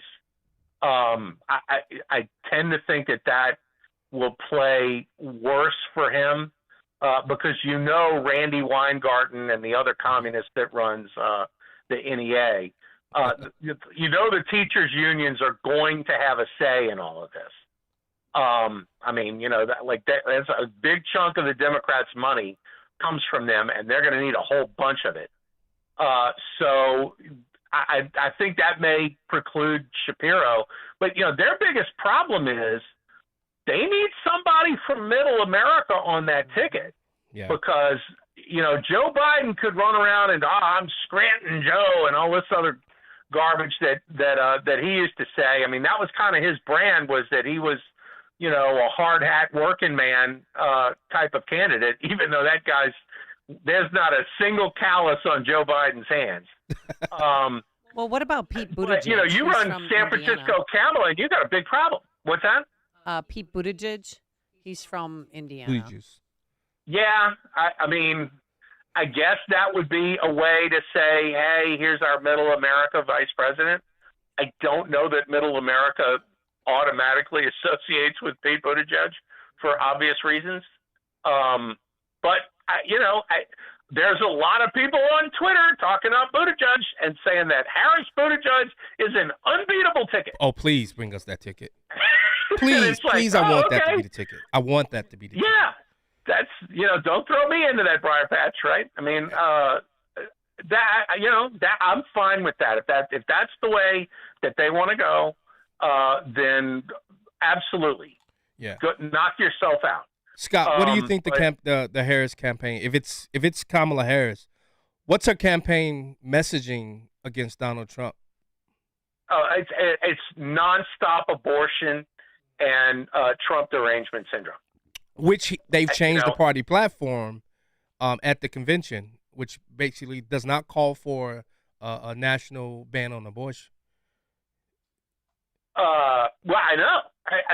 Well, again, this is what could be unburdened by what has been or what is, right? I mean, like that, this is, well, look, they had a fact-free campaign to begin with, and they're not going to change. This is all about throwing things at the wall and see what sticks, because, now you're going to have a female at the top of the ticket. And so, this is all about maximizing the female vote. So they're gonna do abortion, and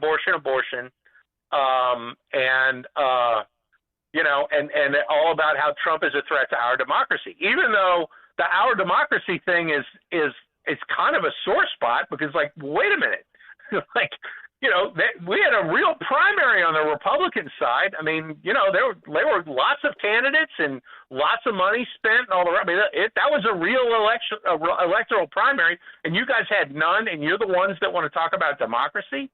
But my guess is they're going to do it anyway. They can't. I mean, you're going to run on Bidenomics. You're going to run on the border. You're going to run on, you can't run on any of those things, because Kamala Harris's fingerprints are all over those, and they're not successful.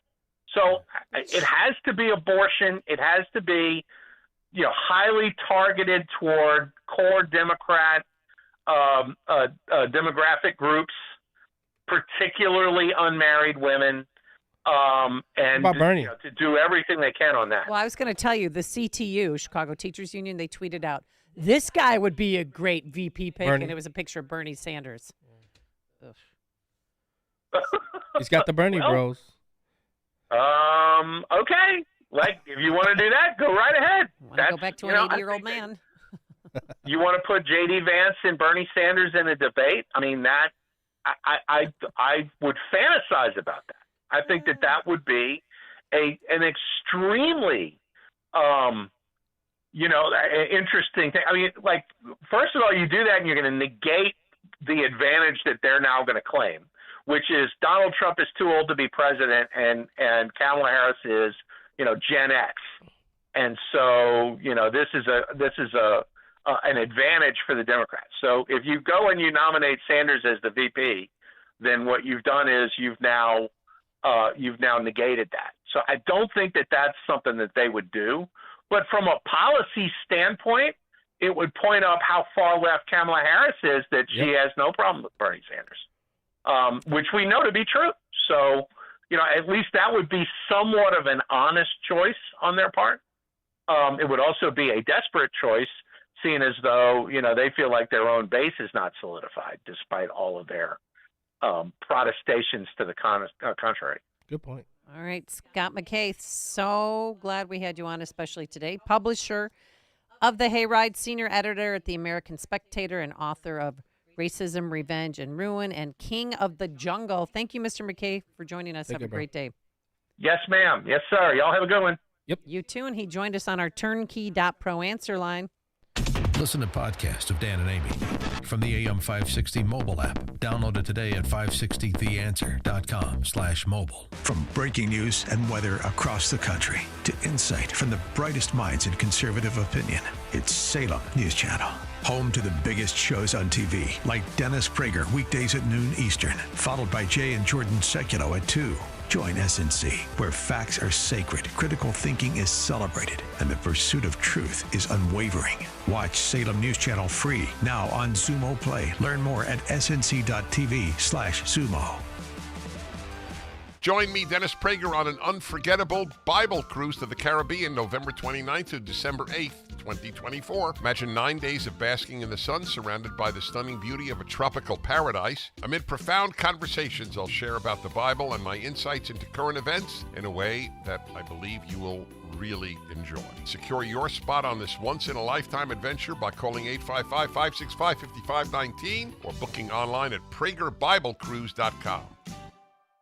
We all hear the radio ads about the IRS. They tell you to be afraid, to be scared, and they try to frighten you into calling. I'm not here to do that. Tax Relief Advocates is different. TRA is here to tell you that if you owe money to the IRS, whether it's $5,000, $50,000, or $500,000, we have a solution. It doesn't matter if you're sitting in your car, at work, or with your kids. No matter where you are, call now. 800-575-6745. Don't lose hope. TRA can eliminate or reduce what you owe to the IRS. Generous programs are now available that can give you a fresh start. Our passion is taxes and helping individuals fix their IRS problems. We have over 1,000 5-star reviews on Google and an A+ with the Better Business Bureau. You don't need to be afraid of the IRS any longer. End your tax nightmare today by visiting us online at TRA.com or call 800-575-6745. That's 800-575-6745.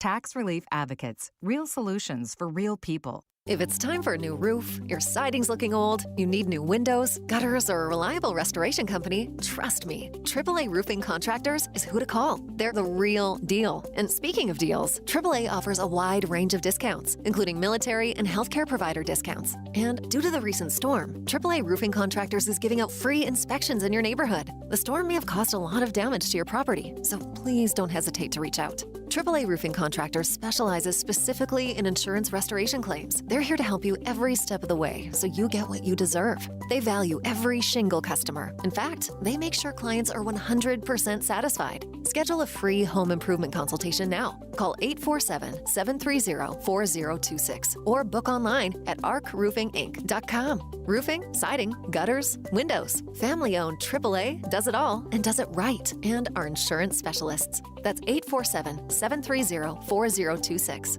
arcroofinginc.com. AM 560, The Answer. All right, coming up on Chicago's Morning Answer, former Governor Rod Blagojevich joins us. He had a tweet that's been seen around the world. He'll explain. But now let's head into that newsroom. Here is Mike Scott. 8:32, President Biden is dropping out of the 2024 presidential race and throwing his support to his vice president, Kamala Harris. It comes after Democrat leaders for weeks have been expressing concerns about the 81-year-old's path to victory. Vice President Kamala Harris will speak today, actually. Today, she is scheduled to give remarks at the second annual White House College Champions Day event.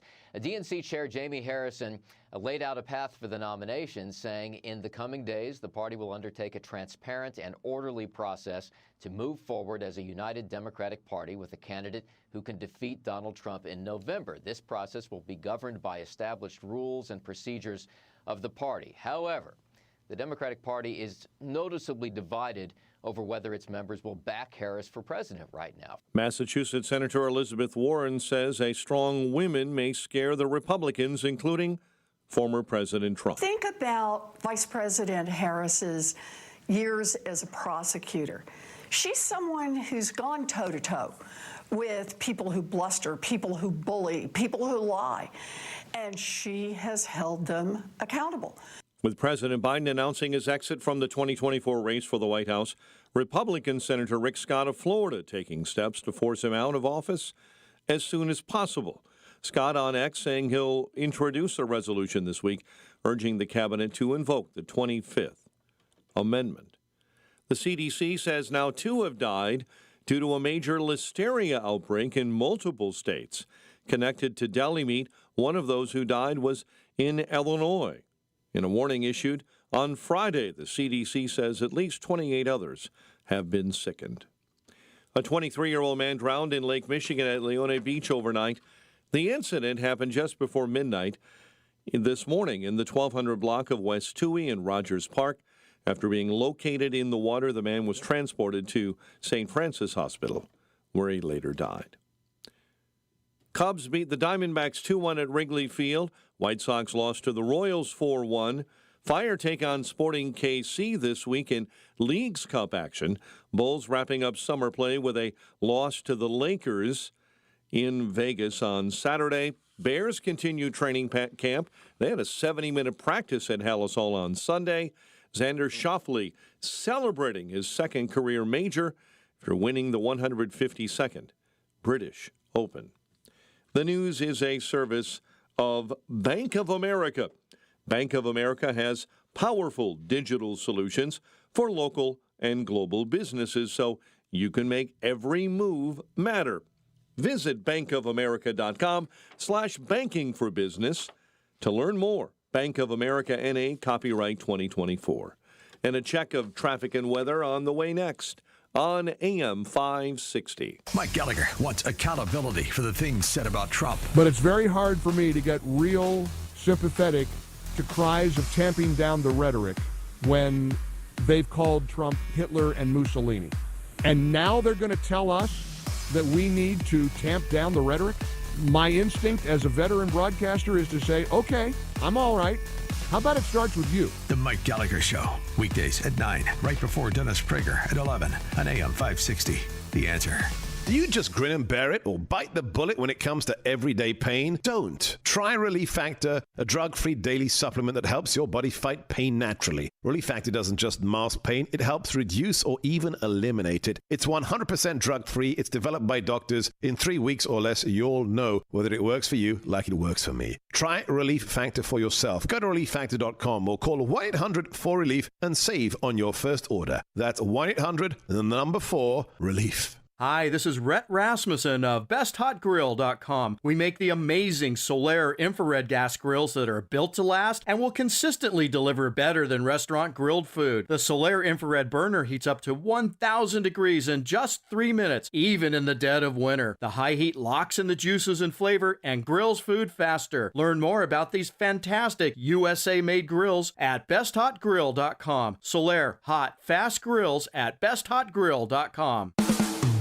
Hi, I'm Ken Mariotti, owner of Woodland Windows and Doors in Roselle. Summer is here, which is the ideal time to let the sunshine in and brighten up the house. Make those rooms that may appear small, dark, or dingy look better and bigger with larger windows or patio doors.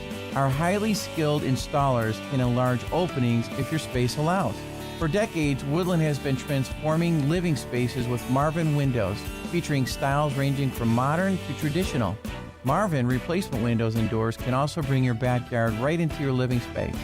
Ask us about connecting the inside to the outside. Since 1969, our professional services, along with the best products and installation, are why we are proud of our great online reviews.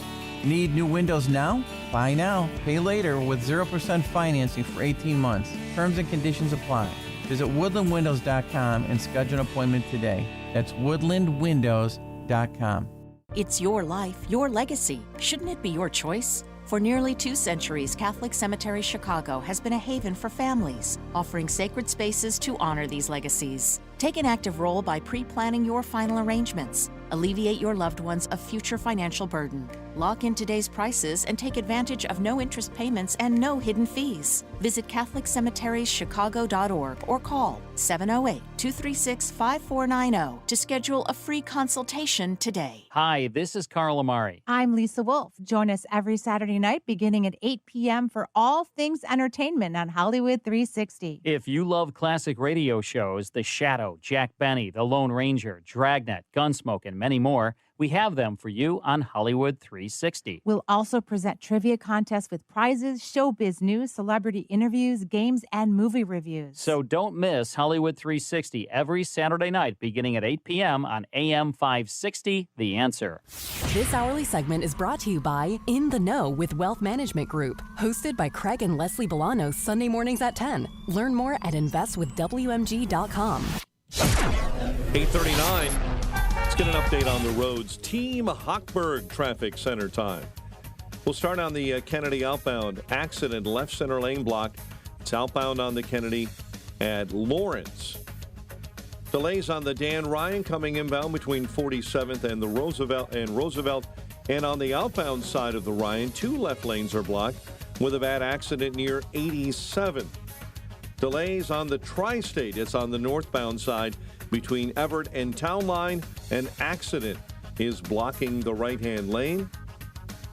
And our major problem spot of the morning as you travel on the Bishop Ford, things are beginning to improve there. We understand that things are expected to be moved out of your way soon, and that opening may be out of your way shortly.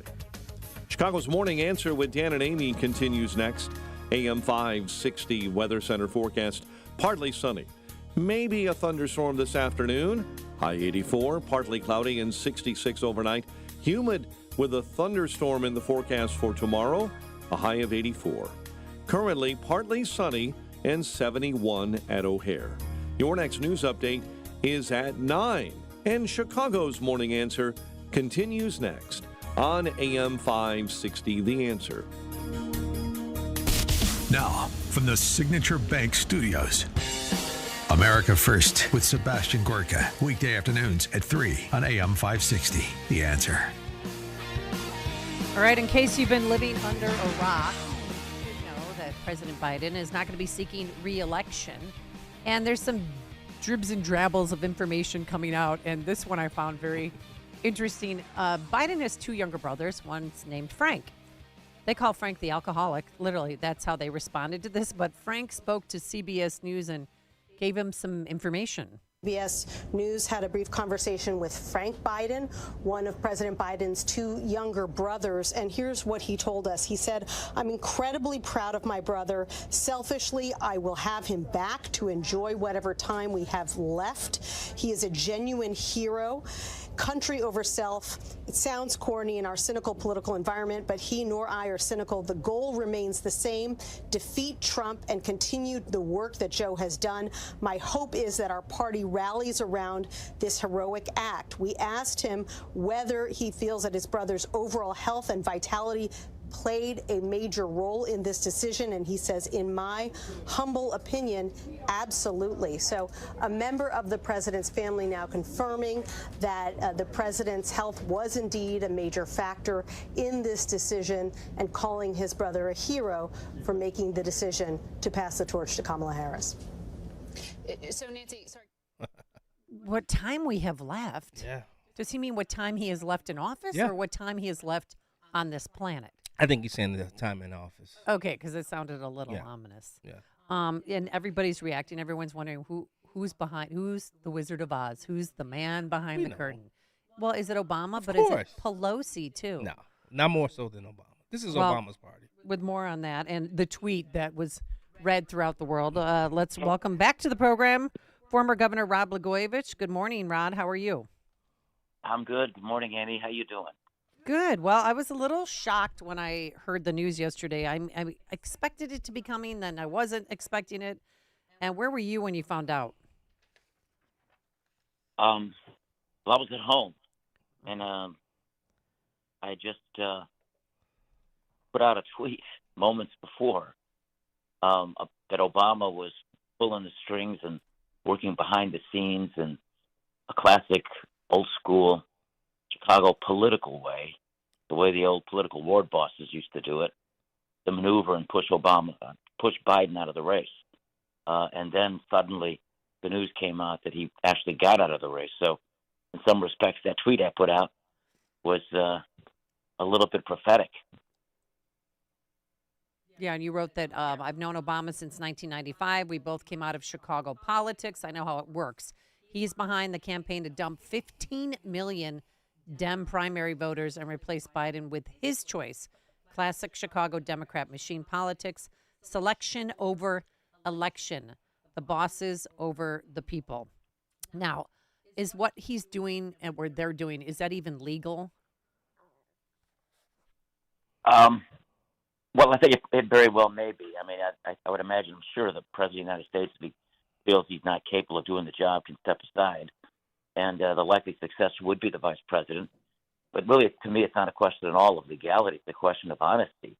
What this shows is that Biden and the Democrats have been lying to the American people for a long, long time. I don't know how anybody can trust the Democrats after this. And Biden has now acknowledged that he's not capable cognitively to be the candidate, the Democratic candidate for president of the United States, notwithstanding the fact that 15 million Democratic primary voters voted for him. And that would suggest that he's not capable of being president. And he hasn't been, because this doesn't just happen overnight. They've been covering this up. And Kamala Harris, as his vice president, is part of a cover-up.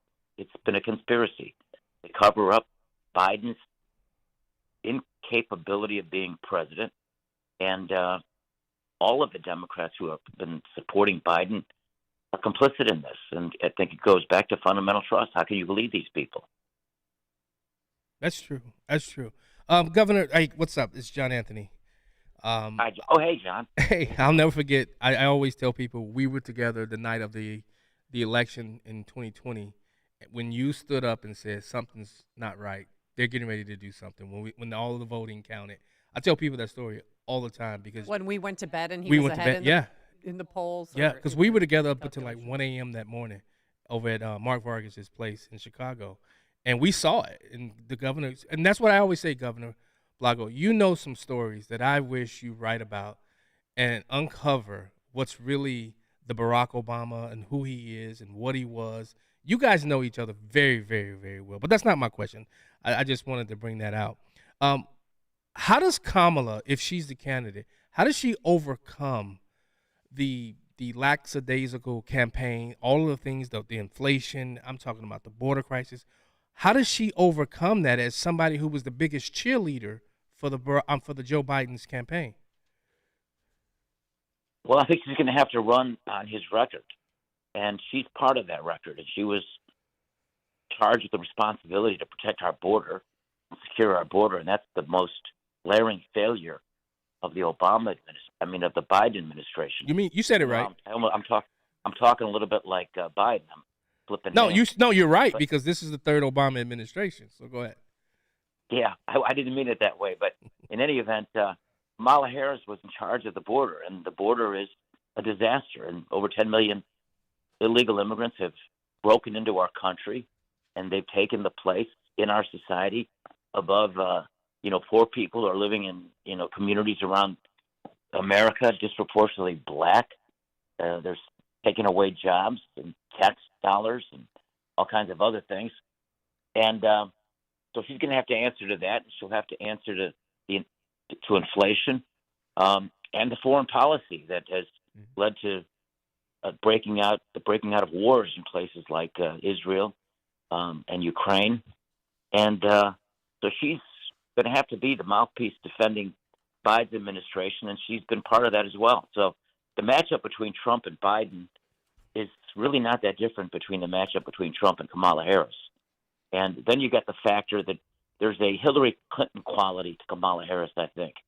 And by that I mean the more you see her, the more you're kind of looking for somebody else to vote for. You know what I'm saying, John? Oh, yeah. I do. So, I know the pundits and the pollsters, the pundits are going to be saying all kinds of things. And, I'm not here to make any predictions because my predictions never seem to turn out right. But I think President Trump is in a very strong position, largely because of, he's been talking and leading a movement of the American people that didn't just start developing overnight. I think Americans across our country are increasingly sick and tired of being lied to. They're sick and tired of being told to believe things they know are not true. Now with Biden stepping out the way he has, after Biden, Kamala Harris, and the Democrats have been saying that he's more than fit to be president, exposing a big lie like that, I think that's actually going to even increase Trump's odds to win in the next election. And let's not forget that more than 70% of the American people think the country's going in the wrong direction, and Kamala Harris is part of the reason why the American people think that we're going in the wrong direction. Were you surprised that Biden just wrote a letter, not even on presidential head stationery, and he didn't have a primetime speech making this announcement? Yes, I would have thought that he would have done a speech similar to what Lyndon Johnson did back in 1968, March of 68, when he surprised the world. Johnson's decision to withdraw was a lot more surprising than Biden's, but he shocked the world. He did a primetime television address to the nation to say he was getting out of the race after Robert Kennedy had gotten in the race, and after Eugene McCarthy had shocked the world by getting more than 40% of the vote in the Democratic primary. Of course, that's history from a long time ago. But no, I thought Biden would do something similar to what Johnson did. So the way he did this is kind of surprising, and I don't really know why, but maybe we'll learn more in the days ahead. Governor, what do you think happens at the Democrat National Convention? Is it going to be an open convention? Because I think that's the one way you can get rid of Kamala and put one of the bigger names up at the top of the ticket. Will there be an open convention at the DNC come August? I don't think so. I think the Democrats are stuck with Kamala Harris. I don't see how they can bypass the vice president, who's been endorsed by the president, who's stepping out, who happens to be a black woman. And you have to remember that politics in the Democratic Party is all about identity. And more than half of the delegates, I think, are black. And so bypassing Kamala Harris would be the wrong thing to do politically. And frankly, I think the wrong thing to do because she is the vice president. And that's sort of like the natural successor. So what if they replace us with another black person, like a Hakeem Jeffries, Wes Moore, the governor, I want to say, is that Maryland? Who's the governor, Wes Moore? Another black guy? Yeah. What if they do that? That's a good question. I think the only one they can get away with doing it is Michelle Obama. Yeah, I agree. And I just don't see that she'd want to give up the good life that they're living. I mean, the Obamas have been able to turn their time in Washington and his time as president into a economic bonanza for themselves. I mean, they're almost billionaires now. Wow. And the scrutiny that she would invite, how they made all that money and all the different ways they've been living, it just seems to me that if you're her or him, I mean, do you really want to give that up? I mean, look what they're doing to Trump. Now, I don't think that anybody who runs for president on the Democrat side will be treated, I should say mistreated, the way Trump's been mistreated. But I'll tell you something, having lived through what I've lived through, 8 years in prison, John Anthony, for politics, not for crimes, it's an ugly business, and it's an awfully hard thing to put your family through. So if you're riding high like the Obamas are financially, and you're about to become billionaires, that's a tough thing to give up to go into a world like that. Yeah, so I'd be Governor, surprised if she does it, but I think she's the only one they can get away with doing it with. Yeah. How does the Supreme Court decision that's affecting the Madigan trial, I saw you respond to it, how will that affect what happened to you? Well, we're talking to lawyers about that because they used an unlawful standard to get convictions at a second trial on me to turn legal conversations into fake crimes. I mean, there was the so-called sale of the Senate seat, John, was never a crime. It was a big lie. I was arrested on it. Turned out, after I was in prison for 3.5 years, the appellate court reversed it and said it was nothing more than, quote-unquote, routine political log rolling. And by the way, all of that started with Obama because he sent an emissary to me on election night in 2008 when he won, talk about a political deal. And we started discussing things we can do with Obama. Then they arrested me and did what they did and sent me to prison for 8 years, and he went to the White House for 8 years. Release the tapes. So that so-called, I'm sorry, John, but that sales accusation was a lie from the beginning. Yeah. Then they uphold 3 fundraising requests without the requisite quid pro quo, which is what you have to have, turn that into a crime. Otherwise, it's a First Amendment free speech. That's what the Supreme Court calls it.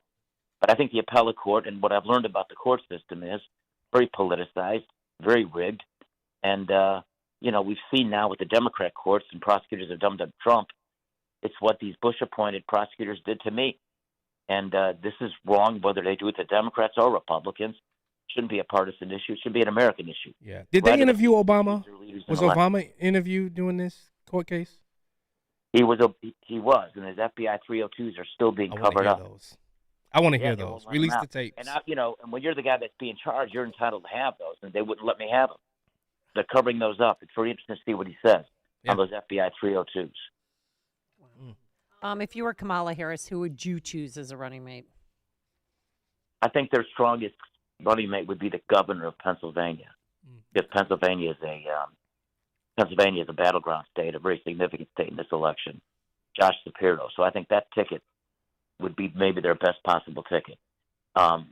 One governor they should not pick, because he doesn't mash up well with the Republican vice presidential nominee, is J.B. Pritzker. J.B. versus J.D. draws the perfect contrast between what the Democrat Party has become today, a party of elitists, a party of Silicon Valley billionaires, Hollywood movie stars, and Wall Street financiers, and to put in the heir of a Hyatt Hotel fortune, who literally, I mean, frankly, he's hardly worked a day in his life, J.B. Pritzker, who's bought everything that he has, and have J.B. matched up against J.D., comes from small-town America, who had a hard-scrabble upbringing, had difficulties with his mother, the dysfunction that he had to deal with, and then the fact that he went and joined the Marines and just lived the American dream the way he has. I think that contrast is so favorable to the Republicans and reflects the new Trump Republican Party, which has become the party of working people. I think J.B. Pritzker, frankly, would be the worst candidate for Kamala Harris. And then what about on the way out? Do you think, Biden is going to pardon his son Hunter? I do. Absolutely. Either he's going to do it or he made a political deal. Here you go again, right? A political deal with Kamala Harris where one of the conditions for him to step aside is that she would agree to pardon his son. But I have to believe as a father, he has to figure out, he has to have made a deal or he's determined to pardon his own son. And, as a father with children, hard to argue against that. So I would be surprised if he doesn't do it.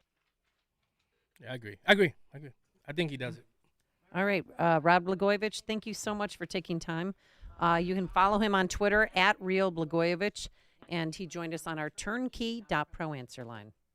There's only one radio show in Chicago talking about today's biggest stories and telling you what they really mean.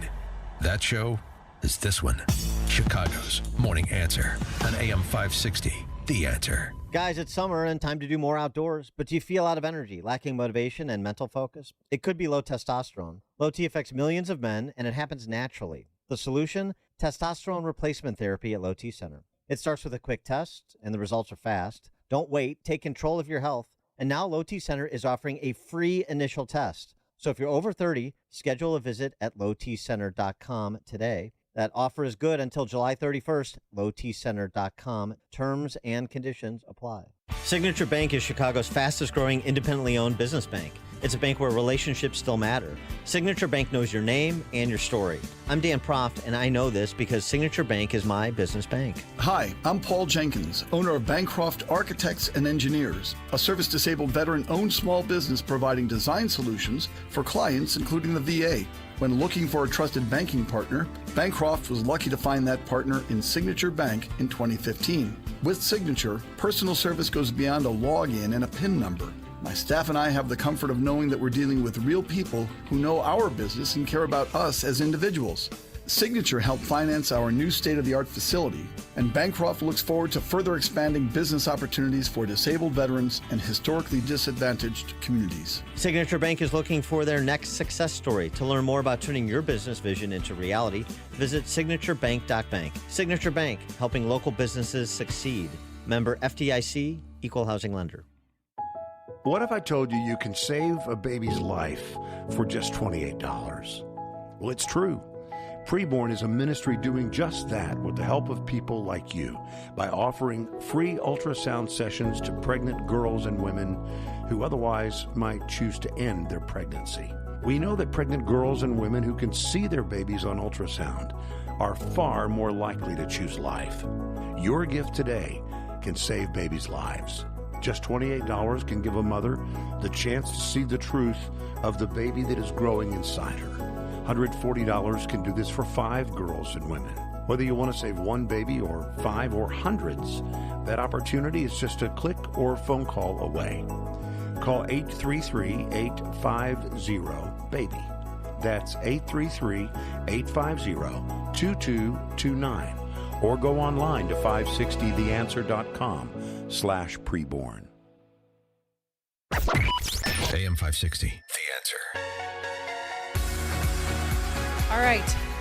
It was a challenging morning, but we did it. Lots of news going on. Thanks to Justin Kosick and Quinn McCarthy, our executive producer and our technical director. Will be back in studio ready to go tomorrow morning at 5 a.m. Now let's head into that newsroom. Here's Mike Scott. State and local leaders reacting to Joe Biden dropping out. A man guilty of trying to set off a car bomb in downtown Chicago has been resentenced. Deadly shooting investigated in Arlington Heights. A 7-year-old boy shot on the Dan Ryan. Bears training camp is